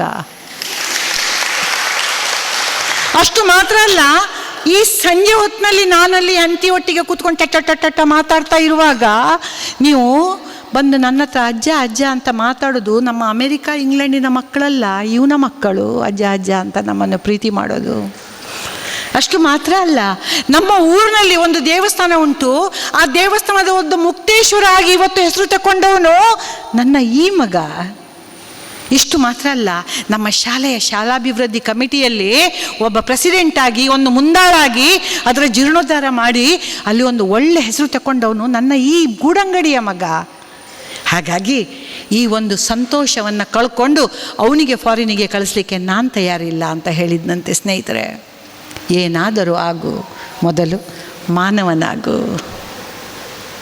ನಾವು ಕಲಿತು ಇಂಜಿನಿಯರ್ ಆಗೋದು ಬೇಡ, ದೊಡ್ಡವರಾಗಿ ಡಾಕ್ಟರ್ ಆಗೋದು ಬೇಡ, ಏನಾಗೋದು ಬೇಡ. ನಾವು ಮೊದಲು ಮಾನವರಾಗೋಣ. ನಮ್ಮ ತಂದೆ ತಾಯಿ, ನಮ್ಮ ಅಕ್ಕಪಕ್ಕ ಎಲ್ಲರ ಜೊತೆ ನಾವು ಒಂದಾಗಿ ಬದುಕೋಣ. ನನ್ನ ಅಳಿಯನ ವಿಷಯದಲ್ಲಿ ನಾನು ಶಿಫಾರಸು ಹೇಳೋದಲ್ಲ, ಇಷ್ಟುದ್ದ ಶೆಂಡಿ ಬಿಟ್ಕೊಂಡು ಕೋಟ್ ಹಾಕ್ಕೊಂಡು ಕೆಲಸಕ್ಕೆ ಹೋಗ್ತಾನೆ ಸನಾತನಿ ಹುಡುಗ. ತಾನು ನನ್ನ ರಿಟೈರ್ಮೆಂಟ್ ನಂತರ ಊರಲ್ಲೇ ಬಂದು ಇರಬೇಕು ಅಂತ ತೀರ್ಥಹಳ್ಳಿಯಲ್ಲಿ ಈಗಲೇ ಒಂದು ಅಡಿಕೆ ತೋಟ ಮಾಡಿ ತಿಂಗಳಿಗೊಮ್ಮೆ ಬಂದು ತೋಟಕ್ಕೆ, ಗಿಡಕ್ಕೆ, ಅದಕ್ಕೆ ನೀರು ಬಿಟ್ಟೆಲ್ಲ ಹೋಗ್ತಾನೆ. ಈಗ ಬಿಡ್ಲಿಕ್ಕೆ ಬರಲಿಕ್ಕಿಲ್ಲ, ಮಳೆ ಉಂಟಲ್ಲ. ಜೊತೆಯಲ್ಲಿ ಮಗುವನ್ನು ಕರ್ಕೊಂಡು ಹೋಗ್ತಾನೆ, ಯಾಕಂದರೆ ಅದು ಕೂಡ ಕಲಿಬೇಕು ಅಂತ. ಹೋಗುವಾಗ ಬುತ್ತಿಯಲ್ಲಿ ಊಟ ತಗೊಂಡು ಹೋಗ್ತಾನೆ. ಮಗುವಿಗೆ ಹೇಳ್ತಾನೆ, ಮಗನೇ, ಇವರು ಕೆಲಸ ಮಾಡುವವರು ಕಾರ್ಮಿಕರು ಇದನ್ನೇ ಊಟ ಮಾಡೋದು, ನೀನು ಇದನ್ನೇ ಊಟ ಮಾಡುವ ಅಂತ. ಒಂದಿನ ಮಗ ಬಾಂಬೆಲಿದ್ದಾಳೆ ನನ್ನ ಮಗಳು, ಒಮ್ಮೆ ಕೇಳಿದ ಅಂತೆ ಮೊಮ್ಮಗ ನಂದು, ಅಮ್ಮ ಅಪ್ಪ ಯಾಕೆ ತಿಂಗಳಿಗೊಮ್ಮೆ ಊರಿಗೆ ಹೋಗೋದು, ನಾವು ಮಾತ್ರ ಇಲ್ಲಿರೋದು ಅಂತ ಹೇಳುವಾಗ ಅವಳು ಹೇಳಿದ್ಲಂತೆ, ತೋಟ ನಾವು ಮಾಡಿದರೆ ಅಡ್ಡಿಲ್ಲ ಮಗ, ತೋಟವನ್ನು ನಾವು ಪ್ರೀತಿಸಬೇಕು, ನಾವು ಅದನ್ನು ಪ್ರೀತಿಸಿ ನಾವು ಕೆಲಸ ಮಾಡಬೇಕು, ಆಗ ತೋಟಕ್ಕೂ ನಮ್ಮ ಮೇಲೆ ಪ್ರೀತಿ ಬರ್ತದೆ, ನಮಗೂ ತೋಟದ ಮೇಲೆ ಪ್ರೀತಿ ಬರ್ತದೆ. ಕೆಲಸದವ್ರು ನೋಡ್ಕೊಳ್ಬೋದು, ಆದರೆ ನಮ್ಮ ತೋಟ ಅದು, ನಾವು ನೋಡಿಕೊಂಡ್ರೆ ಅದಕ್ಕೆ ಪ್ರೀತಿ ಬರ್ತದೆ, ನಮ್ಮ ಮೇಲೆ ಜಾಸ್ತಿ ಫಸಲು ಕೊಡ್ತದೆ. ಯಾವ ರೀತಿ ನಾವು ದನಕ್ಕೆ ಬೆನ್ನ ಮೇಲೆ ಒಂದು ಕೈ ಆಡಿಸಿದ್ರೆ ಅದು ಜಾಸ್ತಿ ಹಾಲು ಕೊಡ್ತದೋ, ಅದೇ ರೀತಿ ಆ ತೋಟ ಕೂಡ ಫಲ ಜಾಸ್ತಿ ಕೊಡ್ತದೆ ಅಂತ ಹೇಳಿದ ಕೂಡಲೇ ನನ್ನ ಮೊಮ್ಮಗ ಹೇಳಿದಂತೆ, ಆಯ್ತಾಯ್ತು, ಈ ಸರ್ತಿ ಹೋದ ಕೂಡಲೇ ನಾನು ಗೇಟಿಗೆಲ್ಲ ಪೇಂಟ್ ಹಾಕಿ ಮೇಕಪ್ ಮಾಡ್ತೇನೆ ಹೇಳಿದಂತೆ. ಒಂದು ಮಾತಿನಲ್ಲಿ ಏನೆಲ್ಲ ಕಲಿಸ್ಲಿಕ್ಕೆ ಆಗ್ತದೆ ಸ್ನೇಹಿತರೆ. ಅದೆಲ್ಲ ತಾಕತ್ತು ನಿಮ್ಮಲ್ಲಿ ತುಂಬಿ ತುಳುಕ್ತಾ ಇದೆ. ನಿಮ್ಮ ಮೊಮ್ಮಕ್ಕಳಿಗೆ, ನಿಮ್ಮ ಮಕ್ಕಳಿಗೆ, ನಿಮ್ಮವರಿಗೆ ಎಲ್ರಿಗೂ ನೀವು ಹೇಳಲಿಕ್ಕೆ ಸಾಧ್ಯ ಇದೆ. ನನಗೊಬ್ಬಳು ಮಗಳು ಮಾತ್ರ ಅಲ್ಲ, ಒಬ್ಬ ಮಗನೂ ಇದ್ದಾನೆ. ನನಗೆ ಮಗಳಿಗೆ ಮದುವೆ ಮಾಡುವಾಗ ನಾನು ಆವಾಗ ಹೇಳಿದಾಗೆ ಅವಳಿಗೊಂದು ಅಮೆರಿಕ ಕೊಡಬೇಕಂತ ಆಸೆ ಇತ್ತು ಅಡಿಗರೆ. ಯಾಕಂದರೆ ನನಗೊಂದು ಅಮೆರಿಕ ಹೋಗಬೇಕು, ಜೀನ್ಸ್ ಹಾಕಿ ತಿರುಗಬೇಕು ಅಂತ. ಉಡುಪಿಯಲ್ಲಿ ಜೀನ್ಸ್ ಎಲ್ಲಿ ಹಾಕೋದು ನಾನು? ಎಲ್ಲರಿಗೂ ಗುರುತುಂಟು ಮಾರ್ರೆ, ಸಂದೇಶ ಜೀನ್ಸ್ ಎಂತ ಮಲ್ಲೆ ತಂಡೆಗೆ ಅಂತ ಹೇಳುವವಿಲ್ಲ ಅವರು ಅಂತ ಹೇಳಿ ಅಮೆರಿಕಕ್ಕೆ ಹೋಗಿ ಒಂದು ಜೀನ್ಸ್ ಹಾಕಿದರೆ ಹೇಗೆ ಅಂತ ಒಂದು ಆಲೋಚನೆ ಇತ್ತು. ಹೆರಿಗೆಗೆಲ್ಲ ಹೋಗ್ತೇವಲ್ಲ ನಾವು, ಹೆರಿಗೆ ಯಾರೇ ಮಾಡಲಿ ನಮಗೆ ಜೀನ್ಸ್ ಹಾಕ್ಲಿಕ್ಕೆ ಏನು ತೊಂದರೆ ಉಂಟಾ? ನಾವು ಹೋಗಿ ನಯಾಗರ ಅದೆಲ್ಲ ನೋಡಿ ಬರುವುದಲ್ಲ ಹೋದವರು. ಹಾಗೆ ನಾನು ನನ್ನ ಫ್ರೆಂಡ್ಸ್ ಹತ್ರ ಎಲ್ಲ ರತ್ನಕ್ಕನ ಹತ್ರ ಅವ್ರ ಹತ್ರ ಇವ್ರ ಹತ್ರ ಎಲ್ಲ ಹೇಳಿದೆ, ಒಂದು ಹುಡುಗ ಅಮೆರಿಕದಲ್ಲಿ ಇದ್ದರೆ ಒಂದು ಹೇಳಿ ಮರ್ರೆ ಅಂತ ಹೇಳಿದೆ. ಅವ್ರು ಹೇಳಿದ್ರು ನಿಮಗೆ ತಲೆ ಹಾಳಾಗಿದೆಯಾ ಮರ್ರೆ ಅಂತ ಹೇಳಿದರು. ಎಂತ ಕೇಳಿದೆ, ಅಮೆರಿಕ ಹುಡುಗಿಯನ್ನು ಕೊಡಲಿಕ್ಕೆ ನಿಮಗೆ ಅಂತ ತಲೆ ಮಂಡೆ ಕೆಟ್ಟಿದೆಯಾ ಹೇಳಿದರು. ಎಂತ ಕೇಳಿದೆ, ಹಾಗೆ ನಿಮ್ಮ ಹಾಗೆ ನಮ್ಮ ಗುರುತದವರೊಬ್ಬರು ಇದ್ದರು ಮರ್ರೆ, ಅವರಿಗೆ ಸಹ ನಿಮ್ಮ ಹಾಗೆ ಅಮೆರಿಕದ ಹುಚ್ಚು, ಮಗಳಿಗೆ ಮದುವೆ ಮಾಡಿದರು, ಮತ್ತು ಸಾಯುವ ಕಾಲಕ್ಕೆ ಮಾಳಪ್ಪ ಮೀನು ತಿಂದು ಸತ್ತ ಅಂತ ಗಾದೆ ಹಾಗೆ ಕಡೆಗಾಲಕ್ಕೆ ಅಮೆರಿಕಕ್ಕೆ ಹೋಗಿ ಮಗಳ ಮನೆಯಲ್ಲಿ ಕೂತ್ಕೊಂಡ್ರು. ಅಲ್ಲಿ ಹೋದ ಮೇಲೆ ಅವ್ರಿಗೆ ಗೊತ್ತಾಯಿತು ಅಮೆರಿಕದಲ್ಲಿ ಏನಿಲ್ಲ, ತೋಟ ಶೃಂಗಾರ, ಒಳಗೆ ಗೋಳಿ ಸೊಪ್ಪು ಅಂತ. ರಸ್ತೆಯಲ್ಲಿ ನಾವು ನೈಟಿ ಹಾಕ್ಕೊಂಡು ಹೋಗ್ತಾ ಇದ್ರು, ಗುಡ್ ಮಾರ್ನಿಂಗ್ ಹೇಳ್ತಾರೆ, ನಮ್ಮ ಗುಡ್ ಮಾರ್ನಿಂಗ್ ಕೇಳೋದೇ ಇಲ್ಲ ಅವ್ರ ಆಚೆ. ಕರ್ಮವ. ನಾವೊಂದು ಚಂದದ ಸೀರೆ ಉಟ್ರೆ ಎಲ್ಲಿ ಜಯಲಕ್ಷ್ಮಿ ದಾ ಎಷ್ಟು ಕೊಟ್ರಿ ಅಂತ ಕೇಳುವವರಿಲ್ಲ. ನಾವೊಂದು ಚಂದ ಚಿನ್ನ ಹಾಕಿದರೆ ಅದು ಆರ್ಟಿಫಿಷಿಯಲ್ ಬೇಕಾದರೆ ಇರಲಿ ಮಾರ್ರೆ, ಅದು ಎಷ್ಟು ಚಂದ ಉಂಟು ಮಾರ್ರೆ ಎಷ್ಟು ಕೊಟ್ರಿ ಅಂತ ಕೇಳಿ ಹೊಟ್ಟೆ ಕಿಚ್ಚು ಪಡುವವರಿಲ್ಲ. ಇನ್ನೊಬ್ರು ಹೊಟ್ಟೆ ಕಿಚ್ಚು ಪಡೆದಿದ ಮೇಲೆ ನಾವು ಯಾವ ಕರ್ಮಕ್ಕೆ ಅದು ಹಾಕೋದು? ನಾವು ಹಾಕೋದೇ ಇನ್ನೊಬ್ರು ಹೊಟ್ಟೆ ಉರಿಸ್ಲಿಕ್ಕೆ, ಹೌದಲ್ಲ? ಎಷ್ಟು ಚಂದ ಇತ್ತು ಮಾರುತಿ, ವಾರ ಲಾಯ್ಕಿತ್ತು, ಎಲ್ಲಿ ತಗೊಂಡ್ಲ ನಂಗಂತೂ ಸಿಕ್ತಿಲ್ಲ ಎತ್ತ ಅಂತ ಹೊಟ್ಟೆ ಕಿಚ್ಚು ಪಡಲಿಕ್ಕೆ ನಾವು ಹಾಕೋದು.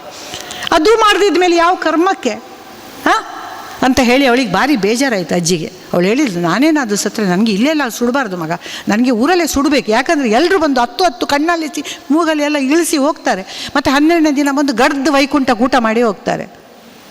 ಹಾಗಾಗಿ ನನ್ನ ಹೆಣ ಊರಲ್ಲೇ ಇದು ಮಾಡಬೇಕು, ಇಲ್ಲೇ ಆಗೋದಿಲ್ಲ ಅಂತ ಹೇಳಿದ್ರು. ಹಾಗೆ ಸ್ವಲ್ಪ ದಿವಸದಾಗ ಅಜ್ಜಿ ಸತ್ತೋಯ್ತು. ಸತ್ತೋದ ಕೂಡಲೇ ಅಮ್ಮ ಹೆಣವನ್ನು ಕಳಿಸಿದ್ರು. ಕಳಿಸುವಾಗ ಅದರಲ್ಲಿ ಒಂದು ಚೀಟಿ ಇಟ್ಟಿದ್ರು, ಇಂಗ್ಲೀಷಲ್ಲೆಲ್ಲ, ಕನ್ನಡದಲ್ಲಿ ಇಂಗ್ಲೀಷಲ್ಲಿ ಬರೆದ್ರೆ ಡ್ಯೂಟಿ ಆಫೀಸರಿಗೆ ಗೊತ್ತಾಗ್ತದೆ ಅಂತ. ಅಮ್ಮನ ಹೆಣವನ್ನು ಊರಿಗೆ ಕಳಿಸ್ತಾ ಇದ್ದೇನೆ. ಅಮ್ಮನಿಗೆ 2 ಜೀನ್ಸ್ ಪ್ಯಾಂಟ್ ಹಾಕಿದ್ದೇನೆ, ಅದು 2 ಅಣ್ಣಂದಿರಿಗೆ. ಅಮ್ಮನ ಬೆರಳಲ್ಲಿರುವ ಉಂಗುರಗಳು ಅತ್ತಿಗೆಯರಿಗೆ. ಅಮ್ಮನ ಕುತ್ತಿಗೆಯಲ್ಲಿರುವ ಚೈನು ನನ್ನ ದೊಡ್ಡಣ್ಣನ ಮಗಳಿಗೆ ನಾಡ್ದು ಮದುವೆಗೆ ಅವಳಿಗೆ ಅದೇ ಹಾಕಬೇಕು. ಅಷ್ಟು ಮಾತ್ರ ಅಲ್ಲ, ಅಮ್ಮನಿಗೊಂದು ರೂಬಾಕ್ ಶೂಸ್ ಹಾಕಿದ್ದೇನೆ, ಅದು ದೊಡ್ಡಣ್ಣನಿಗೆ, ಅವನಿಗೆ ವಾಕಿಂಗ್ ಹೋಗುವಾಗ ಒಳ್ಳೆಯದಾಗ್ತದೆ. ಅಮ್ಮನಿಗೊಂದು ರೇಬಾನ್ ಗ್ಲಾಸ್ ಹಾಕಿದ್ದೇನೆ, ಅದು ಸಣ್ಣಣ್ಣನಿಗೆ, ಅವನಿಗೆ ಸದ್ಯದಲ್ಲಿ ಕಣ್ಣಿದ್ದು ಆಪ್ರೇಷನ್ ಉಂಟು, ಅವನಿಗೆ ಅದು ಯೂಸ್ ಆಗ್ತದೆ. ಇಷ್ಟು ಮಾತ್ರ ಅಲ್ಲ, ಅಮ್ಮನ ಬೆನ್ನಿನಡಿಯಲ್ಲಿ 4 ಪ್ಯಾಕೆಟ್ ಚಾಕ್ಲೇಟ್ ಇಟ್ಟಿದ್ದೇನೆ, ಯಾಕಂದರೆ ನಾವು ಬಂದಾಗ ಕೊಡಲಿಕ್ಕೆ ಕಡಿಮೆ ಆಗಿತ್ತು. ಹಾಗಾಗಿ ಹೆಣದ ಅಡಿಯಲ್ಲಿ 4 ಪ್ಯಾಕೆಟ್ ಚಾಕ್ಲೇಟ್ ಇಟ್ಟಿದ್ದೇನೆ, ಅದು ಆಚೆ ಈಚೆ ಮನೆಯವರಿಗೆಲ್ಲ ಹಂಚಿಬಿಡಿ, ಅವರಿಗೆ ಬೇಜಾರಾಗಿತ್ತು. ಇಷ್ಟು ಮಾತ್ರ ಅಲ್ಲ, ಇನ್ನು ಮುಂದೆ ಏನಾದರೂ ಬೇಕಾದರೆ ತಿಳಿಸಿ, ಯಾಕಂದರೆ ಇತ್ತೀಚೆಗೆ ಅಪ್ಪ ಕೂಡ ಕೆಮ್ಮುತ್ತಾ ಇದ್ದಾರೆ.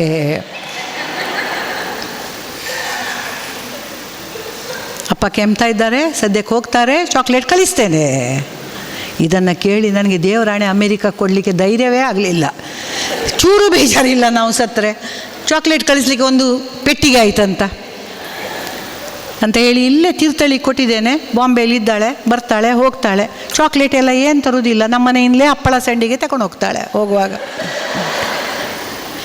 ನಮ್ಮ ಊರು ನಾನು ಆವಾಗಲೇ ಹೇಳಿದಾಗೆ ಒಂದು ಪ್ರಾಚ್ಯ ವಸ್ತುಗಳ ಊರದು. ತುಂಬ ಮಾಸ್ತಿ ಕಲ್ಲುಗಳು, ವೀರಗಲ್ಲುಗಳು, ಕೋಟೆ, ಅದು ಇದು ಎಲ್ಲ ಉಂಟು. ಈ ಪ್ರಾಚ್ಯ ವಸ್ತು ಇದು ಸಂಶೋಧಕರೆಲ್ಲ ಆಗಾಗ ಬಂದು ಟೊಪ್ಪಿ ಹಾಕ್ಕೊಂಡು ಹೀಗೆ ಹೀಗೆ ತಿರುಗಿಸ್ತಾ ಇರ್ತಾರೆ. ಅಲ್ಲೆಲ್ಲ ಸುತ್ತಮುತ್ತ ಎಲ್ಲ ಏನೆಲ್ಲ ತಿರುಗಿಸ್ತಾ ಇದ್ದಾರೆ ಅಂತ ನಾವು ಸಹ ಹೋಗಿ ನೋಡೋದು. ಮಕ್ಕಳು ಭಾರಿ ಖುಷಿ ನಮಗೆ. ನಮ್ಮೂರಲ್ಲಿ ದೊಡ್ಡವರೆಲ್ಲ ಆಗೆಲ್ಲ ಚಡ್ಡಿ ಹಾಕೋದು, ಟೊಪ್ಪಿ ಹಾಕೋದು ಭಾರಿ ಕಮ್ಮಿ ಇತ್ತು. ಮುಂಡಿಡೋರು ಅವರು ಕೂಲಿಂಗ್ ಗ್ಲಾಸ್ ಹಾಕೋದೇನೋ, ಅದೊಂದು ಹಾಕೋದೇನೋ. ನಾವು ಕೂಡ ಅಲ್ಲಿ ಕೋಟೆ ಬದಿಯಲ್ಲೆಲ್ಲ ಆಡಲಿಕ್ಕೆ ಹೋಗ್ತಿತ್ತು. ಆಡಲಿಕ್ಕೆ ಹೋಗುವಾಗ ಒಂದು ಮನೆ ಕಟ್ಟುವ ಅಂಥೇಳಿ ಒಂದು ಆಡಲಿಕ್ಕೆ ಒಂದು ಹೀಗೆ ಕಟ್ಲು ಹಾಕಿ ಹೀಗೆ ನೋಡುವಾಗ ಒಂದು ಉರುಟ ಕಲ್ಲು ಹೀಗೆ ಸಿಕ್ಕಿತು. ನನ್ನ ತಂಗಿ ಹೇಳಿದ್ಲು, ಅಕ್ಕ ಇದು ಲಿಂಗ ಹೇಳಿದ್ಲು. ನನಗೆ ಸಹ ಅದು ಲಿಂಗದ ಹಾಗೆ ಕಂಡಿತು. ಯಾಕಂದರೆ ನಮ್ಮದು ಸೋಮೇಶ್ವರ ಅಲ್ವಾ. ಸೋಮೇಶ್ವರ ಅಂದರೆ ಸೋಮನಾಥೇಶ್ವರ. ಅಯ್ಯೋ ಬರೈತಿ, ಇಲ್ಲಿ ಸಹ ಒಂದು ಲಿಂಗ ಉಂಟಲ್ಲ, ಇದಕ್ಕೊಂದು ಹೆಸರು ಇಡಬೇಕಲ್ಲ. ಈಗ ನಾನು ಹೇಳಿದೆ ಸುಧೇಶ್ವರ ಅಂತ ಇಡುವನ ಅಂತ. ಅವಳ ಹೆಸರು ಸುಧಾ ಅಂತ. ಅವಳು ಹುಡುಕಿದಲ್ಲ ಅದನ್ನು. ಬೇಡ ನೀನು ದೊಡ್ಡವಳು ಇರುವಾಗ ನನ್ನ ಹೆಸರು ಬೇಡ, ಸಂದೇಶ್ವರ ಅಂತ ಇಡುವ ಅಂತ ಹೇಳಿ. ಅಷ್ಟೊತ್ತಿಗೆ ಸಂದೇಶ್ವರ ಮತ್ತು ಸುಧೇಶ್ವರ ಇಬ್ಬರು ಓಡಿ ಹೋಗಿ ಒಂದಿಷ್ಟು ನೀರು ತಂತು, ಅದ್ರ ಮೇಲೆ ಅಭಿಷೇಕ ಮಾಡ್ತೀವಿ. ಈಶ್ವರನಿಗೆ ನಾವೆಲ್ಲ ಅಭಿಷೇಕ ಮಾಡುವ ಬರೈತಿ, ಎಷ್ಟು ದಿನದಿಂದ ಮಣ್ಣಿನ ಅಡಿಯಲ್ಲಿ ಇದ್ದಾನೆ ಪಾಪ ಅಂತೇಳಿ ಮಣ್ಣೆಲ್ಲ ಹೀಗೆ ಮಾಡಿ ತೆಗೆದು ಅದ್ರ ಮೇಲೆ 2 ಹೂ ಇಟ್ಟು ನಾವು ಶುರು ಮಾಡಿತ್ತು. ಶಿವಪ್ಪ ಕಾಯೋ ತಂದೆ ಅಂತ ಪದ್ಯ ನಮಗೆ ಬರ್ತಿದ್ದದ್ದು ಅದೊಂದೇ. ಆಗ ಪದ್ಯ ಹೇಳ್ತಾ ಇರುವಾಗ ಅಣ್ಣ ಎಲ್ಲ ಅವರದ್ದು ಚಿನಿದಾಂಡು ಅದು ಬ್ಯಾಟೆಲ್ಲ ಹಿಡ್ಕೊಂಡು ಬಂದರು. ಎಂಥದ್ದು ಇಲ್ಲಿ ಭಜನೆ ಹೇಳಿ? ಏನಿಲ್ಲ, ನಾವು ಸದ್ಯದಲ್ಲಿ ಒಂದು ಸಣ್ಣ ಚಪ್ರ ಹಾಕಿ ಇಲ್ಲೊಂದು ದೇವಸ್ಥಾನ ಕಟ್ತೇವೆ ನಾವೇ ಇಬ್ಬರು ಅಂತ. ಎಂಥದ್ದು ಇಲ್ಲೊಂದು ಸಂದೇಶ್ವರ ಸಿಕ್ಕಿದೆ ಅಂತ ಹೇಳಿದೆ. ಹೌದಾ? ಅಣ್ಣ ಸಹ ಬಂದ ಅವನ ಫ್ರೆಂಡ್ಸ್ ಒಟ್ಟಿಗೆ ನೋಡಿದ. ಹೌದು, ಇಲ್ಲಿ ಸಂದೇಶ್ವರ ಉಂಟು. ಹೌದು, ಒಂದು ಗುಳ್ಳಿಗೆ ಉಂಟು ಉದ್ಭವ ಲಿಂಗದಾಗಿ. ಅವನು ಕೂಡ ಒಂದು ಮನೆ ಅಲ್ಲಿ ಸೈಡಿಂದ 2 ಕೋಲ್ ತಂದು ಹೀಗೆ ತಿರುಗಿಸಿ ತಿರುಗಿಸಿ ತಿರುಗಿಸಿ ಲಿಂಗ ಸ್ವಲ್ಪ ಮೇಲೆ ಮಾಡುವ. ದೇವಸ್ಥಾನ ಕಟ್ಟುವಾಗ ಅದು ಬರೀ ನೆಲದೊಳಗೆ ಚೆಂದ ಆಗೋದಿಲ್ಲ, ನೋಡುವ ಅದಕ್ಕೆ ಅಡಿಪಾಯ ಏನಾದರೂ ಉಂಟಾ ಅಂತ ನೋಡುವ ಅಂತ ಹೀಗೆ ಹೀಗೆ ತಿರುಗಿಸ್ತಾನೆ. ಅಡಿಗರೆ ಅದರ ಮೇಲೆ ಬರೆದಿದೆ ಆಗುಂಬೆ 11 ಕಿಲೋಮೀಟರು ಅಂತ.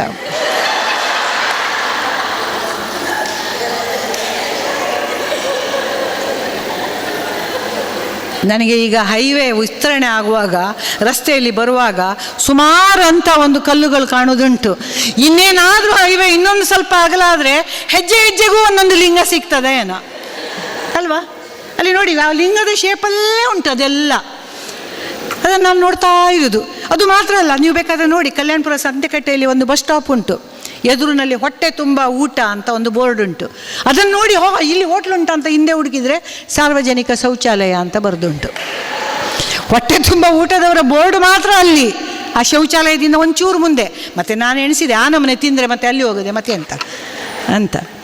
ಇಂಥ ಎಲ್ಲ ಅನೇಕ ವಸ್ತುಗಳು ನಮಗೆ ಕಾಣಲಿಕ್ಕೆ ಸಿಗ್ತವೆ. ನಮಗೆ ನೋಡುವ ದೃಷ್ಟಿಯನ್ನು ನಾವು ಬೆಳೆಸಬೇಕು. ಹೇಗೆ ನಾವು ಇನ್ನೊಬ್ಬರಲ್ಲಿರುವ ತಪ್ಪುಗಳನ್ನು ಹುಡುಕ್ತೇವೋ ಅದೇ ರೀತಿ ಇನ್ನೊಂದು ಕಡೆ ಇರುವಂಥ ಒಳ್ಳೆಯದನ್ನು ನಾವು ಹುಡುಕೋದನ್ನು ನಾವು ಅಭ್ಯಾಸ ಮಾಡಿಕೊಳ್ಳೋಣ.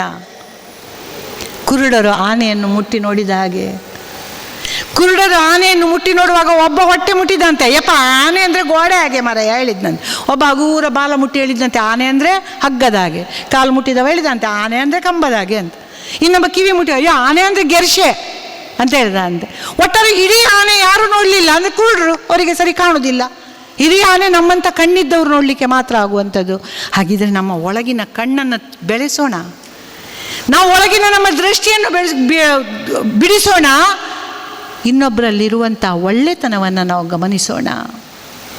ಇಲ್ಲಾದರೆ ನಮಗೆ ಅವರಲ್ಲಿ ನಾವು ಏನು ಮುಟ್ಟಿ ನೋಡ್ತೇವೆ ಅದು ಮಾತ್ರ ಕಾಣ್ತದೆ. ಸಂಧ್ಯಾಶಣಿಯವ್ರು ದಪ್ಪ ಅಂತ ನೋಡಿದರೆ ದಪ್ಪನೇ ಕಾಣೋದು ನಿಮಗೆ. ಸಂಧ್ಯಾಶಣಿಯವ್ರು ದಪ್ಪ ಆದರೂ ಚಂದ ಇದ್ದಾರೆ ಅಂದರೆ ಚಂದವೇ ಕಾಣ್ತೇನೆ. ಸಂಧ್ಯಾಶಣಿಯವರ ಹಲ್ಲೊಂಚೂರು ಪರ್ಕಟ್ ಅಂದರೆ ಪರ್ಕಟೇ ಕಾಣ್ತದೆ. ಸಂಧ್ಯಾಶಣಿಯವರ ಕೂದಲು ನೋಡಿದರೆ ಈ ನಮ್ಮನೆ ಉದ್ದ ಉಂಟಂದರೆ ಅದೂ ಚಂದ ಕಾಣ್ತದೆ. ಹಾಗೆ ನಾವು ನೋಡುವ ದೃಷ್ಟಿಕೋನವನ್ನು ಬದಲಾಯಿಸೋಣ. ನಾವು ದೃಷ್ಟಿಕೋನ ಬದಲಾಯಿಸಿದಷ್ಟು ಎದುರಿನವರು ನಮಗೆ ಅತ್ಯಂತ ಒಳ್ಳೆಯವರಾಗಿ ಕಾಣ್ತಾರೆ. ಎಲ್ಲರೂ ಒಳ್ಳೆಯವರೇ, ಯಾರು ಕೆಟ್ಟವರಾಗಿ ಬದುಕಿರ್ತಾರಾ? ಕೆಟ್ಟವರಾಗಿ ಹುಟ್ಟಿರ್ತಾರಾ? ಖಂಡಿತ ಸಾಧ್ಯ ಇಲ್ಲ. ಪ್ರತಿಯೊಬ್ಬರೂ ತಾನು ಮಾಡಿದ್ದು ಒಳ್ಳೆಯದಂತವೇ ಮಾಡ್ತಾರೆ. ಆದರೆ ಕೆಲವೊಮ್ಮೆ ಪರಿಸ್ಥಿತಿ ಕೆಟ್ಟದನ್ನು ಮಾಡಿಸ್ತದೆ.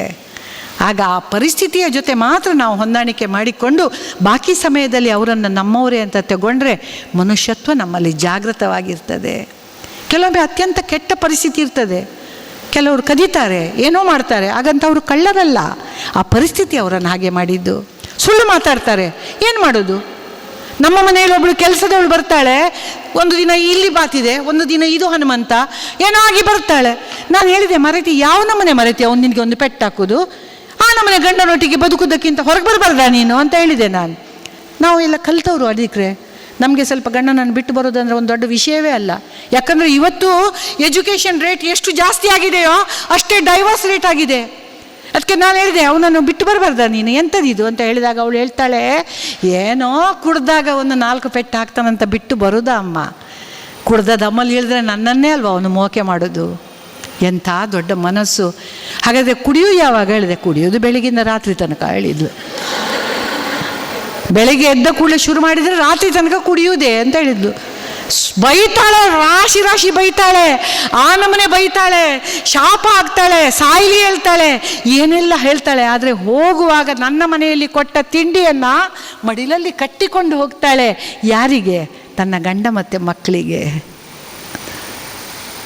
ಇದೆಲ್ಲ ಅನುಭವ ನಿಮ್ಮೆಲ್ಲರಿಗೂ ಆಗಿರ್ಬೋದು. ಯಾವುದೇ ಕೆಲಸದವರು ನೀವು ಮನೆಯಲ್ಲಿ ಕೊಟ್ಟ ತಿಂಡಿಯನ್ನು ಮನೆಯಲ್ಲಿ ತಿಂದು ಓದೋದಿಲ್ಲ. ಇದನ್ನು ನೋಡಿದ ನನ್ನ ಅಮ್ಮ, ಮರೆತಿ ನಿನ್ನ ಮನೆಯಲ್ಲಿ ಎಷ್ಟು ಜನ ಇದ್ದಾರೆ? ಅವ್ರ ಮನೆಯಲ್ಲಿ 3 ಜನ ಏನೋ ಇದ್ದರು. ಆ 3 ಜನರಿಗೂ 3 ದೋಸೆ ಹಾಕಿ ಅಮ್ಮ ಕಟ್ಟಿಕೊಡೋದು, ಇವಳಿಗೆ ಒಂದು 4 ದೋಸೆ ಇಲ್ಲಿ ತಿನ್ನಲಿಕ್ಕೆ ಕೂತ್ಕೊಳ್ಳೋದು. ಅಜ್ಜಿ ಹೇಳೋದು, ಎಲ್ಲಿ ಆದರೂ ಉಂಟಾ 2 ಪಾವಕ್ಕಿ ಇವಳಿಗೆ ಕಡಿಯೋದು ಇವಳು ಅಂತ. ಆದರೂ ಅಮ್ಮನಿಗೆ ಬೇಜಾರಿರಲಿಲ್ಲ. ಆ ಹೆಂಗಸು ಇವತ್ತಿಗೂ ಅಮ್ಮನನ್ನು ನೆನೆಸಿಕೊಳ್ತಾಳೆ. ಯಾಕಂದರೆ ಒಂದಿಷ್ಟು ಹೊಟ್ಟೆಗೆ ಬರ್ತಿತ್ತು ಅಂತ. ನನ್ನ ಅಜ್ಜಿ ಮತ್ತು ಅಮ್ಮನ ಹೊಂದಾಣಿಕೆ ನಾನು ಆವಾಗ ಹೇಳಿದಾಗೆ ನಮ್ಮಲ್ಲಿ ಎಲ್ಲರೂ ಬರೋದು ಆಗೆಲ್ಲ ಪ್ಲಾಸ್ಟಿಕ್ ಪಾತ್ರೆಗಳು ತೊಟ್ಟೆಗಳು ಇಲ್ಲ, ಗೆರಟೆ ಅಲ್ವಾ. ಅಮ್ಮ ನಮ್ಮಲ್ಲಿ ಜೋರು ಜ್ವರ ಬಂದಿತ್ತು, ಒಂದಿಷ್ಟು ಉಪ್ಪಿನಕಾಯಿ ಕೊಡ್ತಾರೆ ಅಂತ. ಅಮ್ಮ ಒಂದು ಗೆರಟೆ ತೆಗೆದು ಅದನ್ನು ತೊಳೆದು ಅದನ್ನು ಚೆಂದ ಮಾಡಿ ಒರೆಸಿ ಅದರಲ್ಲಿ ಫುಲ್ ಉಪ್ಪಿನಕಾಯಿ. ಇವತ್ತಿದಾದರೆ ಹೊರಗೆ ನಿಮ್ಮ ಅಂಗಡಿಯಲ್ಲಿ ತಗೊಂಡ್ರೆ ಒಂದು ಬಾಟ್ಲಿ ಉಪ್ಪಿನಕಾಯಿ ಅದು ಹಾಕಿ ಕೊಡೋದು. ಮತ್ತು ಮೇಲಿದ್ದು ಹಾಕುವಾಗ ಅಮ್ಮ ಹೇಳೋದು ಅದಕ್ಕೆಲ್ಲ ಒಂಚೂರು ರುಚಿ ಬೇರೆ ಆಗಿದೆ, ಒಳಗಿದ್ದು ಒಂಚೂರು ಹಾಕುವ ಅಂತ ಮೇಲಿಂದ ಹಾಕೋದು. 8 ದಿವಸದಲ್ಲಿ ಪುನಃ ಅವಳಿಗೆ ಜ್ವರ ಬರ್ತದೆ, ಪುನಃ ಅವಳು ಬರ್ತಾಳೆ, ಉಪ್ಪಿನಕಾಯಿ ಖಾಲಿಯಾಗಿದೆ. ಆಗ ನನ್ನ ಅಜ್ಜಿ ಹೇಳೋದು 1-2 ಭರಣಿ ಹೊರಗೆ ಉಪ್ಪಿನಕಾಯಿ ಜ್ವರದವರಿಗಂತ ಮಾಡ, ಇದು ಜ್ವರದವರಿಗೆ ಅಂತ. ಆದರೂ ನನ್ನ ಅಜ್ಜಿ ಯಾವಾಗಲೂ ಅಭ್ಯಂತರ ಹಾಕದೆ ಅಮ್ಮ ಮತ್ತು ಅಜ್ಜಿಯ ಹೊಂದಾಣಿಕೆಯನ್ನು ನಡ್ಕೊಂಡು ಬಂದವರು. ಏನಿತು ಹೊಂದಾಣಿಕೆ ಈ ಜೀವನ, ಏನಿತು ಹೊಂದಾಣಿಕೆ ಜೀವನ ಅಂತ ಹೇಳ್ತಾ ಬಹುಶಃ ನನ್ನ ಸಮಯ ಮುಗಿದಿದೆ ಅಂತ ಕಾಣಿಸ್ತಾ ಇದೆ. ಕೊನೆಯದಾಗಿ ಒಂದು ಸಣ್ಣ ಮಾತನ್ನು ಹೇಳ್ತಾ,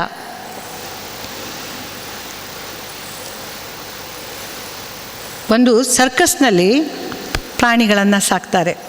ಆಯ್ತಕ್ಕ, ಪಕ್ಕನೆ ನಾನು ಅವ್ರ ಮನೆಗೆ ಚಹಾ ಕುಡಿಲಿಕ್ಕೆ ಬಂದರೆ ಅಂತ ಮೊದಲೇ ಹೊರಟರು. ಕಾರಲ್ಲಿ ಕರ್ಕೊಂಡು ಹೋಗಿ ಚಹಾ ಬೇಡ ಅಂತ ಹೋದರು ಪಾಪ. ರತ್ನಕ್ಕ ಬತ್ತೆ ನಾನು ಮತ್ತೆ, ಆಯಿತಾ. ಒಂದು ಸರ್ಕಸ್ನಲ್ಲಿ ಇವತ್ತು ಪ್ರಾಣಿಗಳನ್ನು ಸಾಕಬಾರ್ದು ಅನ್ನೋ ಒಂದು ಮಾತು ಬಂದಿದೆ, ನಿಮ್ಗೆಲ್ರಿಗೂ ಗೊತ್ತುಂಟಲ್ಲ. ಪ್ರಾಣಿಗಳನ್ನು ಸಾಕಬಾರ್ದು ಅಂತ. ಪ್ರಾಣಿಗಳನ್ನು ಎಂತ ಮಾಡೋದು, ಅವರನ್ನು ತಗೊಂಡೋಗಿ ಅಲ್ಲಿ ಕಾಡಿಗೆ ಬಿಟ್ಟರು. ಕಾಡಿಗೆ ಬಿಟ್ಟರೆ ಆ ಜಿಂಕೆ ಗಿಂಕೆ ಇವುಗಳಿಗೆಲ್ಲ ಸಸ್ಯಾಹಾರಿಗಳು, ಆನೆ ಇವಕ್ಕೆಲ್ಲ ಎಂತ ಅಲ್ಲಿ ಎದುರು ಹುಲ್ಲುಗಿಲ್ಲು ಉಂಟು ತಿಂತದೆ. ಈ ಸಿಂಹಕ್ಕೆ ಎಂತ ಮಾಡೋದು ಅಂತ ಗೊತ್ತಿಲ್ಲ, ಯಾಕಂದರೆ ಸರ್ಕಸ್ನಲ್ಲಿ ಅದಕ್ಕೆ ಮಾಂಸ ಕಡ್ದು ಹಾಕ್ತಿದ್ರು, ಅದು ಗಪ ಗಪ ಗಪ ತಿಂತಿತ್ತು. ಹಾಗಿರುವಾಗ ಅದು ಆಚೆ ಈಚೆ ಓಡುವ ಪ್ರಾಣಿಗಳನ್ನು ನೋಡ್ತಿತ್ತು ಪಾಪ. ಬಾಯಲ್ಲಿ ಗಳಗಳ ನೀರು ಬರ್ತಿತ್ತು, ಅದಕ್ಕೆ ಗಳಗಳ ನೀರು ಬಂದರೆ ಅದನ್ನು ಹಿಡಿಲಿಕ್ಕೆ ಆಗ್ತದ ಗೊತ್ತಿಲ್ಲ, ಹೇಗೆ ಹಿಡಿಯೋದಂತ ಗೊತ್ತಿಲ್ಲ. ಒಂದು ಮೂನೆ ಡಯಾಬಿಟಿಸ್ನವರು ಪೇಡ ಎಲ್ಲ ನೋಡಿದಾಗೆ ನೋಡ್ತಿತ್ತು ಅದು.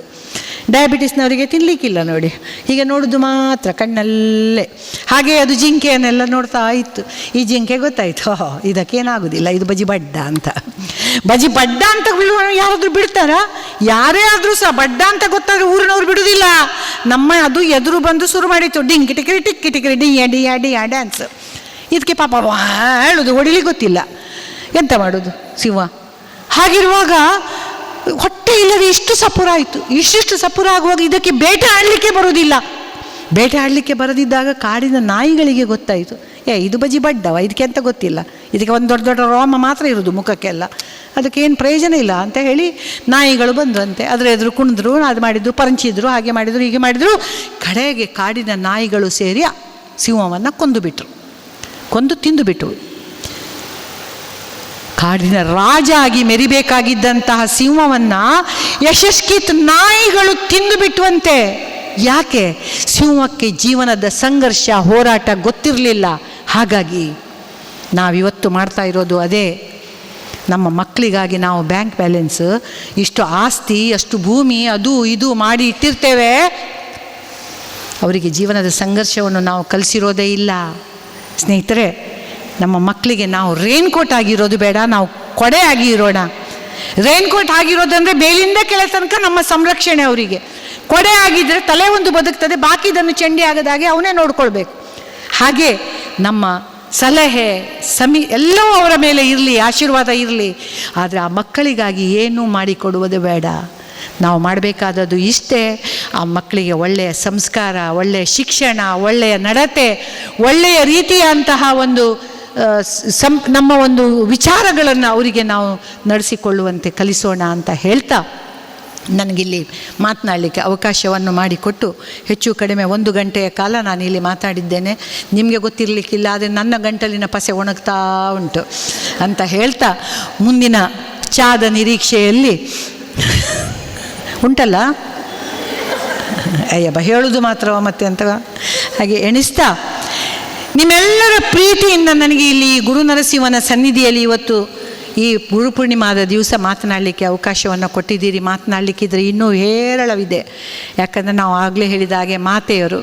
ಆದರೆ ಅವರ ಮೈ ಬಿಸಿ ಏರ್ತೋ ಇಲ್ವೋ ನಂಗೆ ಗೊತ್ತಿಲ್ಲ, ಆದರೆ ಚಂದದ ಒಂದು ನಿಮ್ಮ ಒಂದು ಅತ್ಯಂತ ಒಂದು ಸುಂದರವಾದ ಒಂದು ಸಭಿಕರ ಎದುರು ಮಾತಾಡಲಿಕ್ಕೆ ನನಗೆ ಅವಕಾಶ ಮಾಡಿಕೊಟ್ಟಂತಹ ಶ್ರೀಮತಿ ಯಶೋಧ ಹೊಳ್ಳರಿಗೂ ಹಾಗೂ ಅವರ ಮಾತಿಗೆ ಒಪ್ಪಿಗೆ ಕೊಟ್ಟು ನನ್ನನ್ನು ಕರೆಸಿದ ನಿಮ್ಮೆಲ್ಲರಿಗೂ ಹಾಗೂ ಆ ಗುರು ನರಸಿಂಹ ಸ್ವಾಮಿಗೂ ಹಾಗೂ ನನ್ನ ಶ್ರೀಕೃಷ್ಣ ಮುಖ್ಯಪ್ರಾಣ ಮಂಜುನಾಥ ಸ್ವಾಮಿಗೂ ನನ್ನೆಲ್ಲ ಮಾತುಗಳನ್ನು ಅರ್ಪಿಸ್ತಾ ನಿಮ್ಮೆಲ್ಲರ ಅನುಮತಿಯ ಮೇರೆಗೆ ನನ್ನ ಮಾತನ್ನು ನಿಲ್ಲಿಸ್ತಾ ಇದ್ದೇನೆ. ಎಲ್ಲರಿಗೂ ನಮಸ್ಕಾರ, ಎಲ್ಲರಿಗೂ ನಮಸ್ಕಾರ, ನಮಸ್ಕಾರ, ನಮಸ್ಕಾರ.